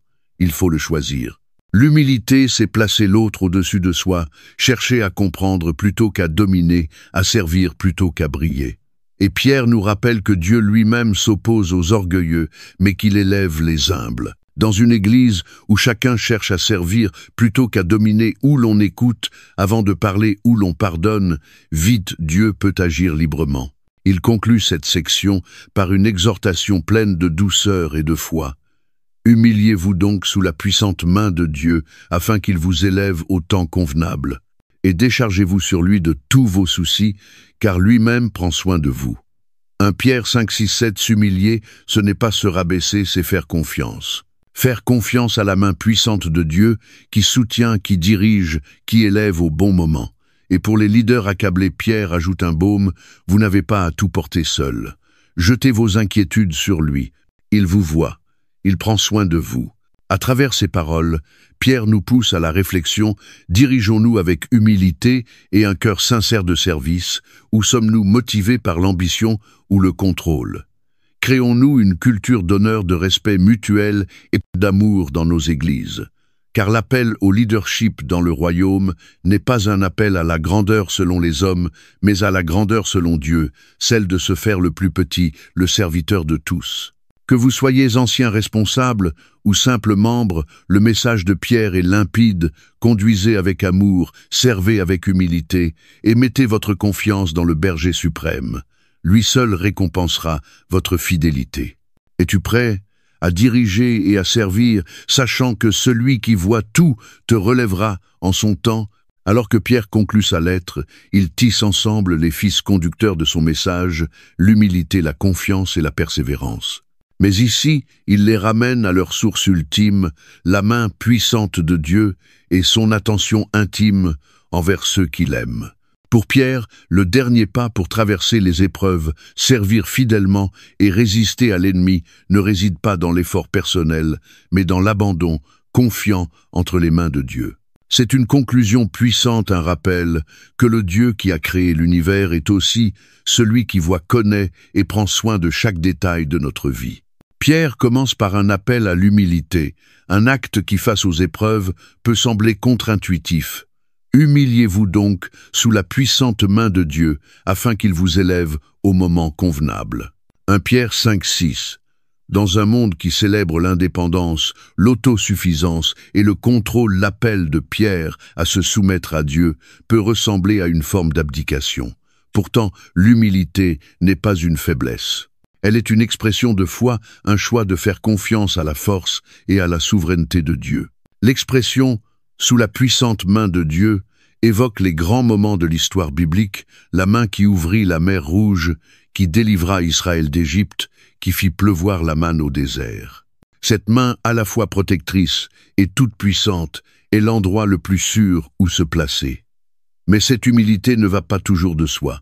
Dans les moments de peur, quand tout semble nous échapper notre instinct et de nous accrocher de tout contrôler, Pierre, lui, nous invite à faire l'inverse, lâcher prise et faire confiance à Dieu pour nous élever en temps voulu. Son temps n'est pas toujours le nôtre, mais il est toujours juste. Les délais, les détours, les douleurs ne sont pas des absences de Dieu, mais les étapes d'un plan qu'il tisse avec sagesse. Conscient que l'humilité et la confiance sont particulièrement difficiles quand le cœur est assailli d'inquiétude. Pierre poursuit avec une invitation bouleversante. Déchargez-vous sur lui de tous vos soucis, car lui-même prend soin de vous. 1 Pierre 5,7, ces paroles sont à la fois simples et profondes. Décharger ne signifie pas simplement déposer doucement ses fardeaux, c'est une invitation à les jeter, à les relâcher entièrement. Ce n'est pas demander à Dieu de nous aider à mieux porter nos inquiétudes. C'est les lui confier complètement parce que nous reconnaissons que nous ne pouvons les porter seuls. Et pourquoi le faire? Parce qu'il prend soin de vous. Ces quelques mots contiennent une profondeur de consolation qui dépasse l'entendement. Le Dieu qui crée les galaxies qui gouvernent les nations se penche sur vous avec tendresse. Ce n'est pas une sollicitude distante, c'est un amour de père attentif, intime, infini. Il voit ce qui vous pèse, il comprend vos peurs et il désire les porter. Pensez à ces moments où vous avez essayé de tout porter vous-même. Les nuits sans sommeil, l'oppression silencieuse dans la poitrine, les pensées qui tournent en boucle. Pierre propose une autre voie, non pas fuir les difficultés, mais les apporter à celui qui peut vraiment les porter. C'est un acte de foi croire que sa force est plus grande que notre faiblesse et que son amour est plus fort que nos peurs. Ce commandement de déposer nos angoisses prend encore plus de poids lorsqu'on considère le contexte. Pierre écrit à des croyants persécutés, rejetés, inquiets pour leur avenir. Leurs inquiétudes étaient bien réelles, souvent vitales. Et pourtant Pierre ne les appelle pas à les ignorer, mais à les reconnaître et à les remettre à Dieu. Mais comment concrètement décharger nos inquiétudes sur Dieu? Pierre nous donne 3 clés: la prière. C'est par elle que nous transférons nos fardeaux. Ce n'est pas seulement énumérer nos craintes, mais les relâcher sincèrement. C'est venir devant Dieu avec honnêteté, vulnérabilité, confiance. Comme Jésus à Gethsémanée, nous pouvons dire « Père, si tu le veux, éloigne de moi cette coupe », mais comme lui, nous sommes aussi appelés à conclure par « Toutefois que ta volonté soit faite ». La méditation sur les promesses de Dieu. Quand l'anxiété brouille notre esprit, les Écritures deviennent notre encre. Elles nous rappellent la fidélité de Dieu, sa provision, son amour inaltérable. Des versets comme Philippiens 4, 6, 7 nous rappellent que la paix est possible. Ne vous inquiétez de rien, mais en toute chose, faites connaître vos besoins à Dieu, et la paix de Dieu gardera vos cœurs. Face à la peur, sa parole recentre notre regard sur sa puissance. La communauté. Dieu ne nous a jamais créés pour porter seuls nos fardeaux. L'Église est le lieu du soutien mutuel. Galates 6, 2 nous exhorte: portez les fardeaux les uns des autres, et vous accomplirez ainsi la loi du Christ. Partager nos angoisses avec des frères et sœurs de confiance permet la prière, partager les conseils et la présence fraternelle de Dieu à travers eux. Pierre nous interpelle avec douceur mais fermeté. Tenons-nous à nos inquiétudes comme à des sécurités illusoires, ou sommes-nous prêts à les déposer entre les mains de Dieu? Croyons-nous vraiment qu'il prend soin de nous, qu'il est capable de porter ce que nous ne pouvons plus soutenir? Pour beaucoup, le plus difficile n'est pas de prier, mais de lâcher prise. Mais voici l'espérance ultime que Pierre nous offre lorsque nous choisissons de nous humilier et de remettre nos fardeaux à Dieu. Nous les plaçons entre les mains d'un Père dont la bonté est infinie. Ce n'est pas une défaite, mais une victoire silencieuse. Une paix qui ne vient pas de l'absence d'épreuves, mais de la présence du Dieu tout-puissant au cœur de ces épreuves. L'enseignement de Pierre sur l'humilité se conclut sur une vision plus vaste, faire confiance à Dieu pour nous relever au moment choisi. Laisser aller l'inquiétude, c'est faire de la place à sa paix. Et dans son temps, il apportera la restauration, le renouvellement, la force. Oui, la foi est un chemin semé d'embûches, mais elle est aussi portée par une espérance invincible. Dieu veille, Dieu règne, et ses promesses ne vacillent jamais.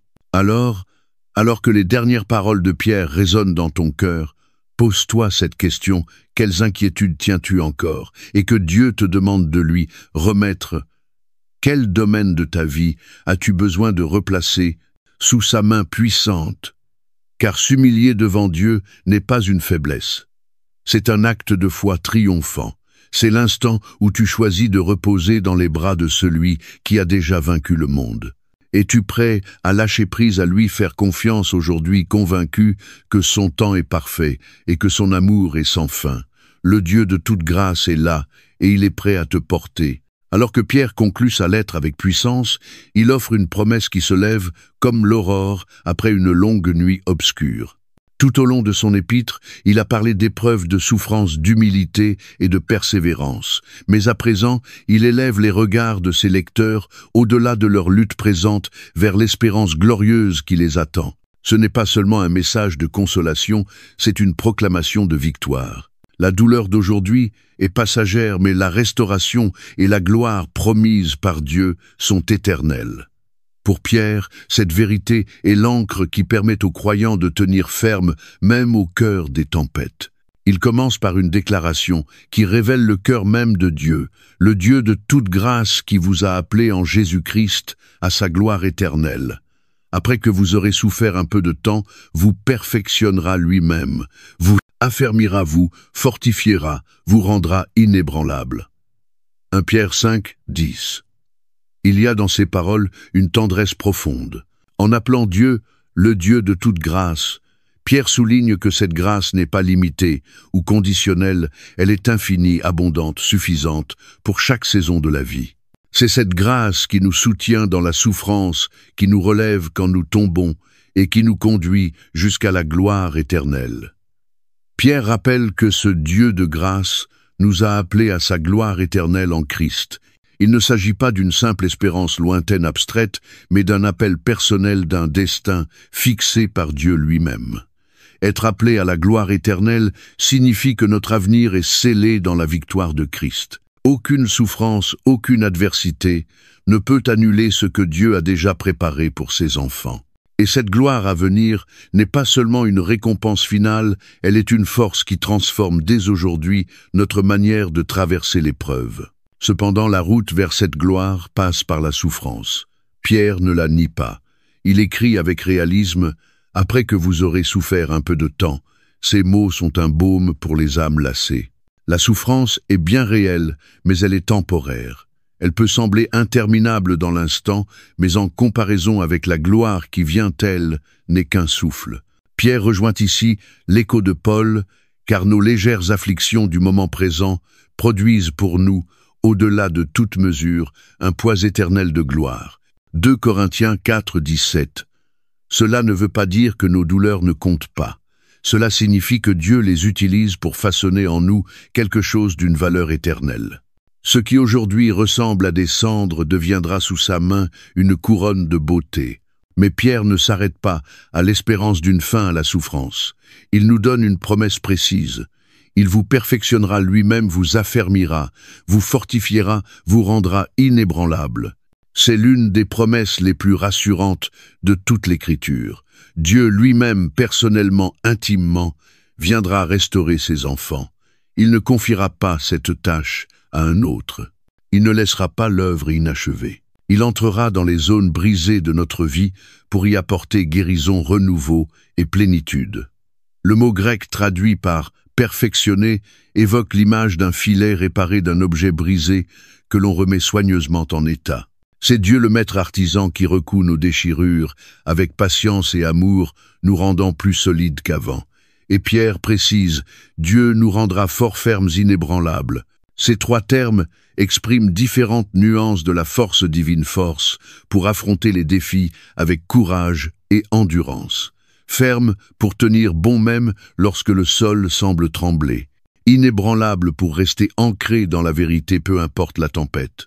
Cette force ne vient pas de nous, elle découle directement de la grâce de Dieu. Lorsque nous sommes faibles, il est fort.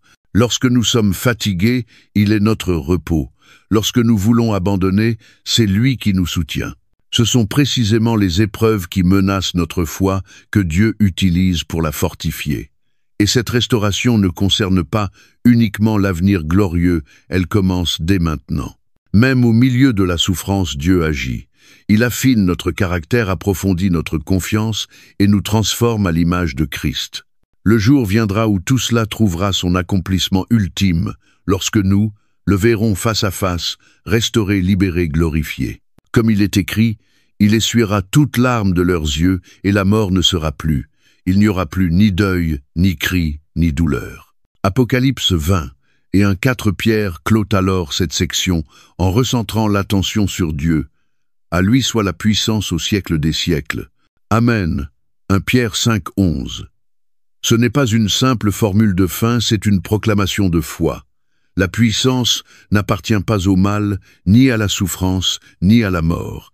Elle appartient à Dieu pour l'éternité. La même puissance qui a ressuscité Christ, qui soutient l'univers, est celle qui garantit notre restauration. Reconnaître cette vérité, c'est relâcher le besoin de tout contrôler et entrer dans une paix profonde. Dieu règne et il œuvre pour notre bien. Les dernières paroles de Pierre nous invitent à réfléchir quelles zones de notre vie ont besoin d'être restaurées, ou avons-nous tenté de tenir seuls, comptant sur nos propres forces, au lieu de nous appuyer sur la puissance de Dieu. Il y a peu être en nous des blessures qui saignent encore, des angoisses face à l'avenir ou des souvenirs douloureux que l'on peine à laisser derrière. Mais la promesse de Pierre est claire, Dieu voit. Il entend, il agite, il est déjà à l'œuvre pour restaurer ce qui a été brisé. Cette restauration toutefois exige une chose de nous, la confiance. Confiance en son temps, confiance en ses desseins. Confiance que la gloire à venir dépasse infiniment la douleur présente. Et tandis que nous nous accrochons à cette promesse, nous nous rappelons que notre chemin de foi ne s'achève pas dans la souffrance, mais dans la victoire. Comme Pierre lui-même, qui après avoir renié Jésus, pleura amèrement mais fut relevé et devint le roc de l'Église, nous aussi pouvons être restaurés, relevés, transformés. Alors que ces paroles viennent clore cette lettre brûlante d'espérance, pose-toi ces questions. Es-tu prêt à remettre à Dieu ta fragilité, ton passé, tes blessures? Es-tu prêt à le laisser faire de ta vie un témoignage de sa puissance, une œuvre de sa restauration? La route n'est pas facile, mais elle en vaut la peine, car ce que Dieu commence, il l'achève. Et un jour devant lui, nous verrons que chaque larme, chaque épreuve, chaque moment de faiblesse aura servi à sa gloire et à notre joie éternelle. Es-tu prêt à faire confiance au Dieu de toute grâce, à celui qui fait jaillir la beauté des cendres et qui transforme la souffrance en gloire? Car sa promesse est certaine, il te relèvera et sa gloire ne s'éteindra jamais. Alors que la lettre de Pierre arrive à sa puissante conclusion, elle laisse derrière elle un sentier que des croyants de tout siècle ont emprunté, un chemin façonné par la souffrance, la persévérance, l'humilité et l'espérance. Pourtant, le message de 1 Pierre ne se limite pas au monde ancien. Il résonne avec autant de force face aux défis contemporains qu'il le faisait au sein de l'Église primitive. Dans un monde marqué par l'incertitude, l'anxiété, la confusion morale et une hostilité croissante envers la foi, les paroles de Pierre continuent d'offrir un modèle de vie fidèle et courageuse pour chaque génération. Et être plus que jamais, cette lumière ancienne est un phare dont nos temps modernes ont cruellement besoin. Le message de l'espérance vivante que Pierre proclame s'impose comme une encre dans notre époque, souvent submergée par le chaos et la peur. Les crises mondiales, l'instabilité économique, les divisions culturelles et les épreuves personnelles peuvent facilement nous accabler. La tentation de céder au découragement ou de compromettre sa foi n'a jamais été aussi réelle. Mais dès les premières lignes de sa lettre, Pierre élève la voix pour nous appeler à regarder au-delà de l'instant. Béni soit Dieu le Père de notre Seigneur Jésus-Christ. Conformément à sa grande miséricorde, il nous a fait naître de nouveau pour une espérance vivante par la résurrection de Jésus-Christ d'entre les morts. 1 Pierre 1:3. Ce n'est ni un optimisme naïf, ni un vague souhait d'amélioration, mais une espérance vivante enracinée dans la réalité inébranlable de la résurrection. Jésus est vivant, et à cause de cela, aucune épreuve, aucune circonstance, aucun degré de souffrance ne peut nous priver de l'héritage éternel qui nous est réservé. Voilà l'espérance dont les croyants d'aujourd'hui ont besoin au milieu des pertes de l'incertitude et de la peur. Une espérance qui ne nous permet pas seulement de survivre, mais de vivre pleinement, de persévérer avec joie, car nous savons que notre histoire ne se termine pas dans la souffrance, mais dans la victoire. Ainsi le cœur peut soupirer de foi et l'âme se redresser avec confiance. Mais comment appliquer concrètement cette espérance vivante face aux complexités du monde moderne? C'est dans l'appel de Pierre à la sainteté que nous trouvons une réponse. Dans un monde où les normes culturelles évoluent rapidement et où le compromis moral est souvent vu comme nécessaire à la réussite, l'exhortation de Pierre est à la fois radicale et rafraîchissante. Mais puisque celui qui vous a appelé est saint, vous aussi soyez saints dans toute votre conduite, car il est écrit « Vous serez saints car je suis saint ». 1 Pierre 1,15. La sainteté est souvent mal comprise de nos jours, réduite soit à une perfection inaccessible, soit à un moralisme rigide. Pourtant pour Pierre, la sainteté ne signifie pas se couper du monde, mais être mis à part en son sein. Il s'agit de vivre des vies qui reflètent le caractère de Dieu dans nos choix, nos paroles et nos relations.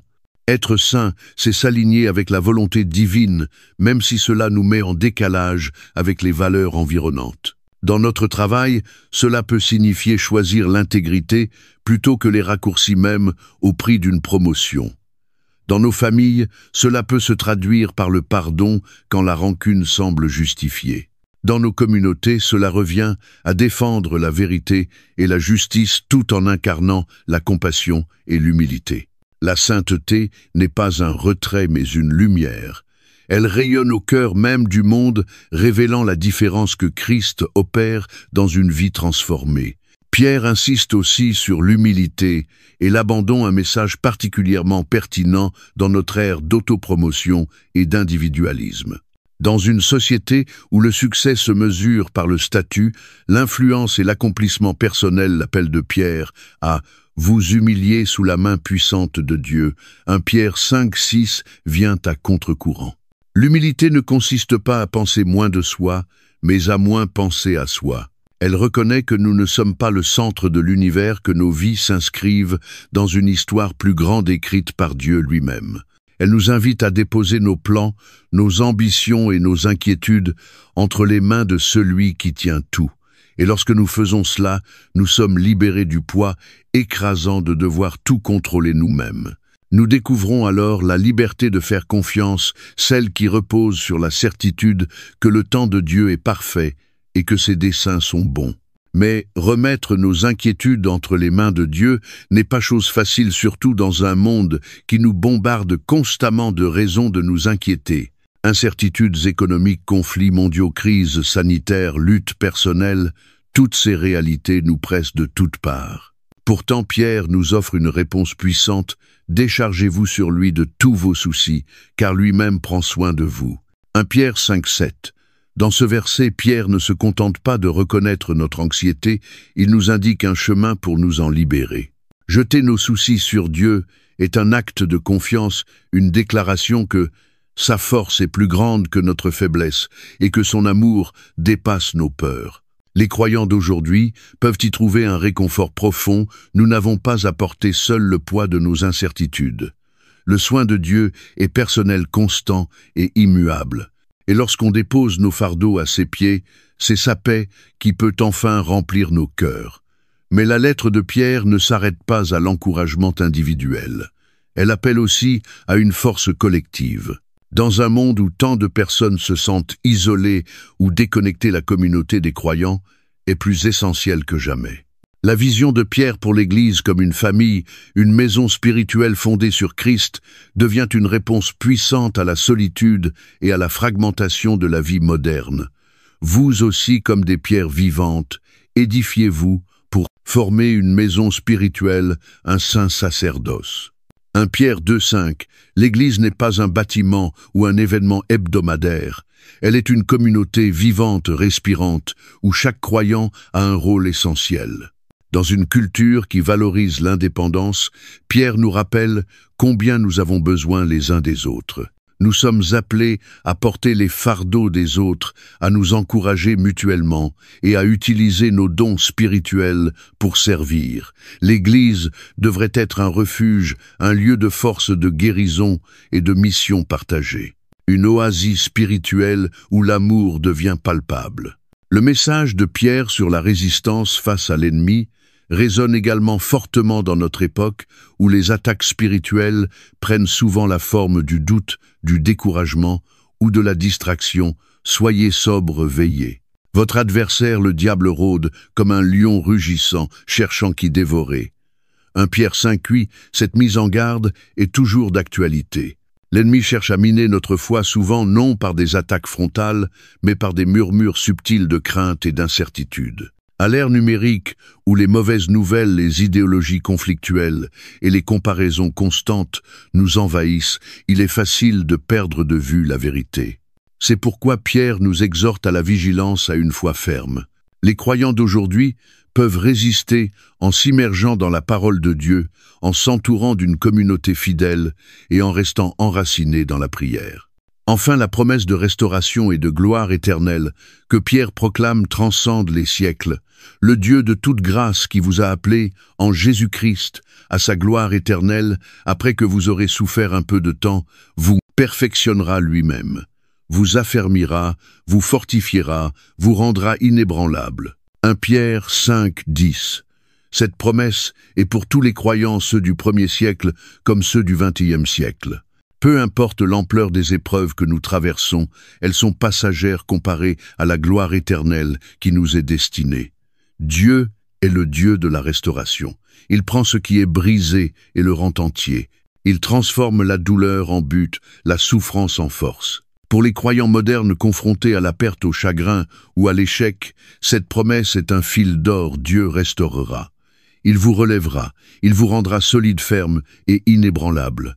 Alors que pouvons-nous emporter du message de Pierre pour nos vies d'aujourd'hui? Une espérance dans l'incertitude, quand le monde vacille, nous pouvons nous appuyer sur l'espérance vivante de la résurrection. Une sainteté dans une culture instable, nous sommes appelés à vivre autrement en reflétant le caractère de Dieu. Une humilité dans un âge d'orgueil, la vraie force réside dans l'abandon à la main puissante de Dieu. Une communauté dans un monde fragmenté, l'Église est un lieu de guérison, d'unité et de mission commune.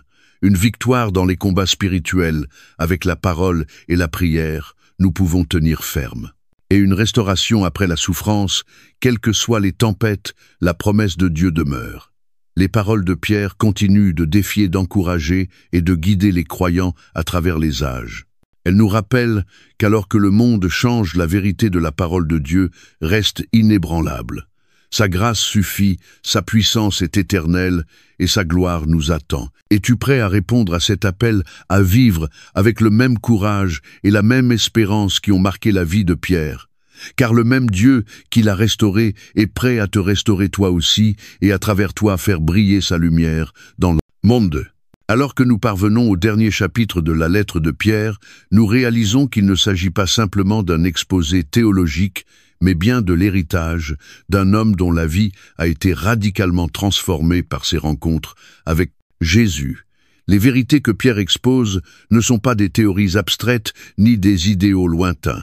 Elles sont le fruit d'expériences personnelles, de ses échecs profonds et de la grâce qu'il a relevée. Son cheminement depuis un pécheur impulsif jusqu'à un leader audacieux de l'Église primitive incarne l'espérance, l'humilité et la persévérance qu'il nous invite à embrasser à notre tour.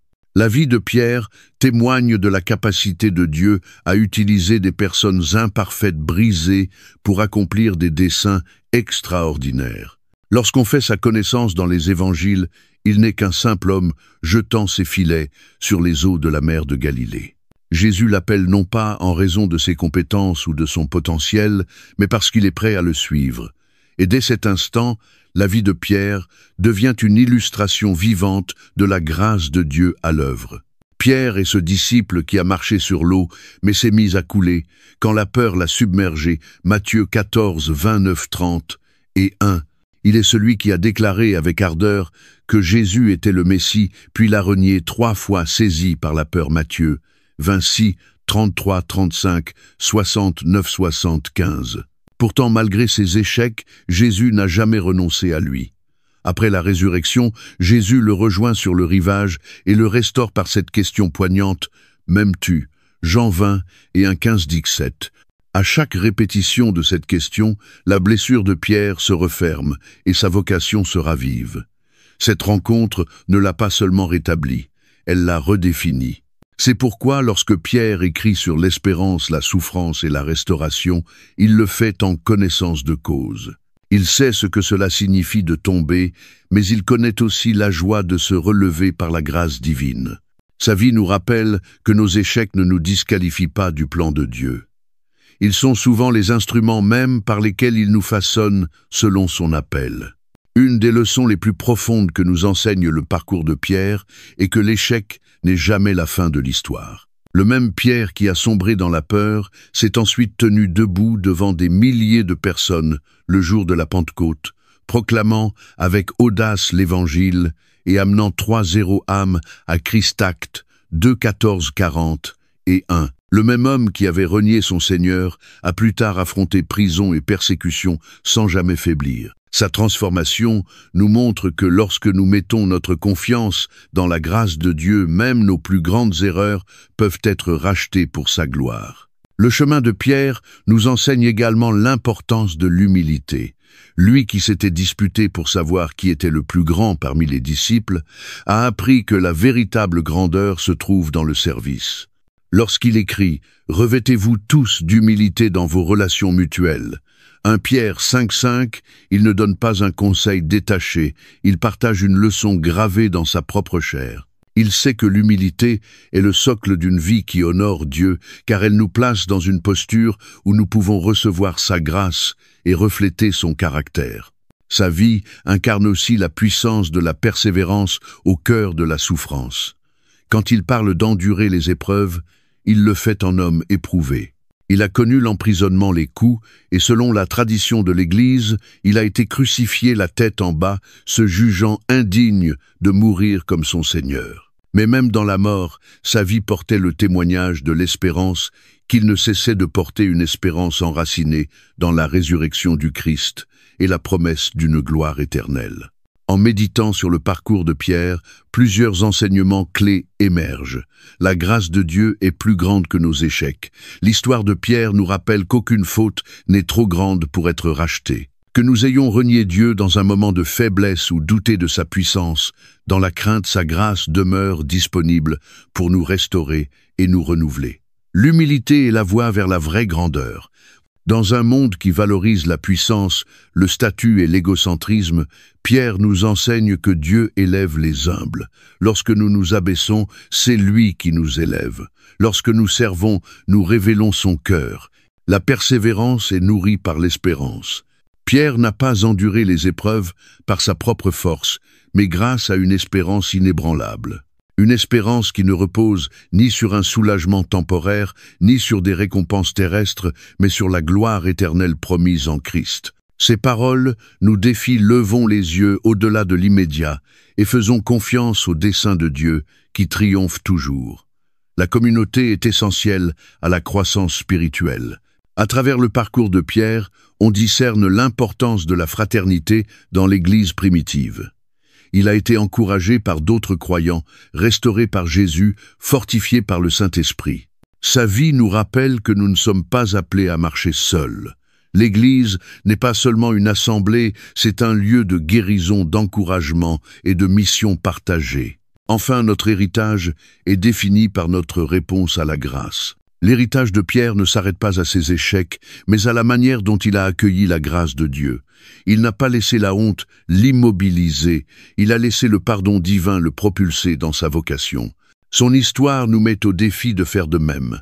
Alors que Pierre conclut sa lettre par une promesse de restauration, il nous laisse entrevoir ce qui nous attend: une couronne de gloire impérissable, un héritage que rien ne peut corrompre, et la joie éternelle d'être dans la présence de Dieu.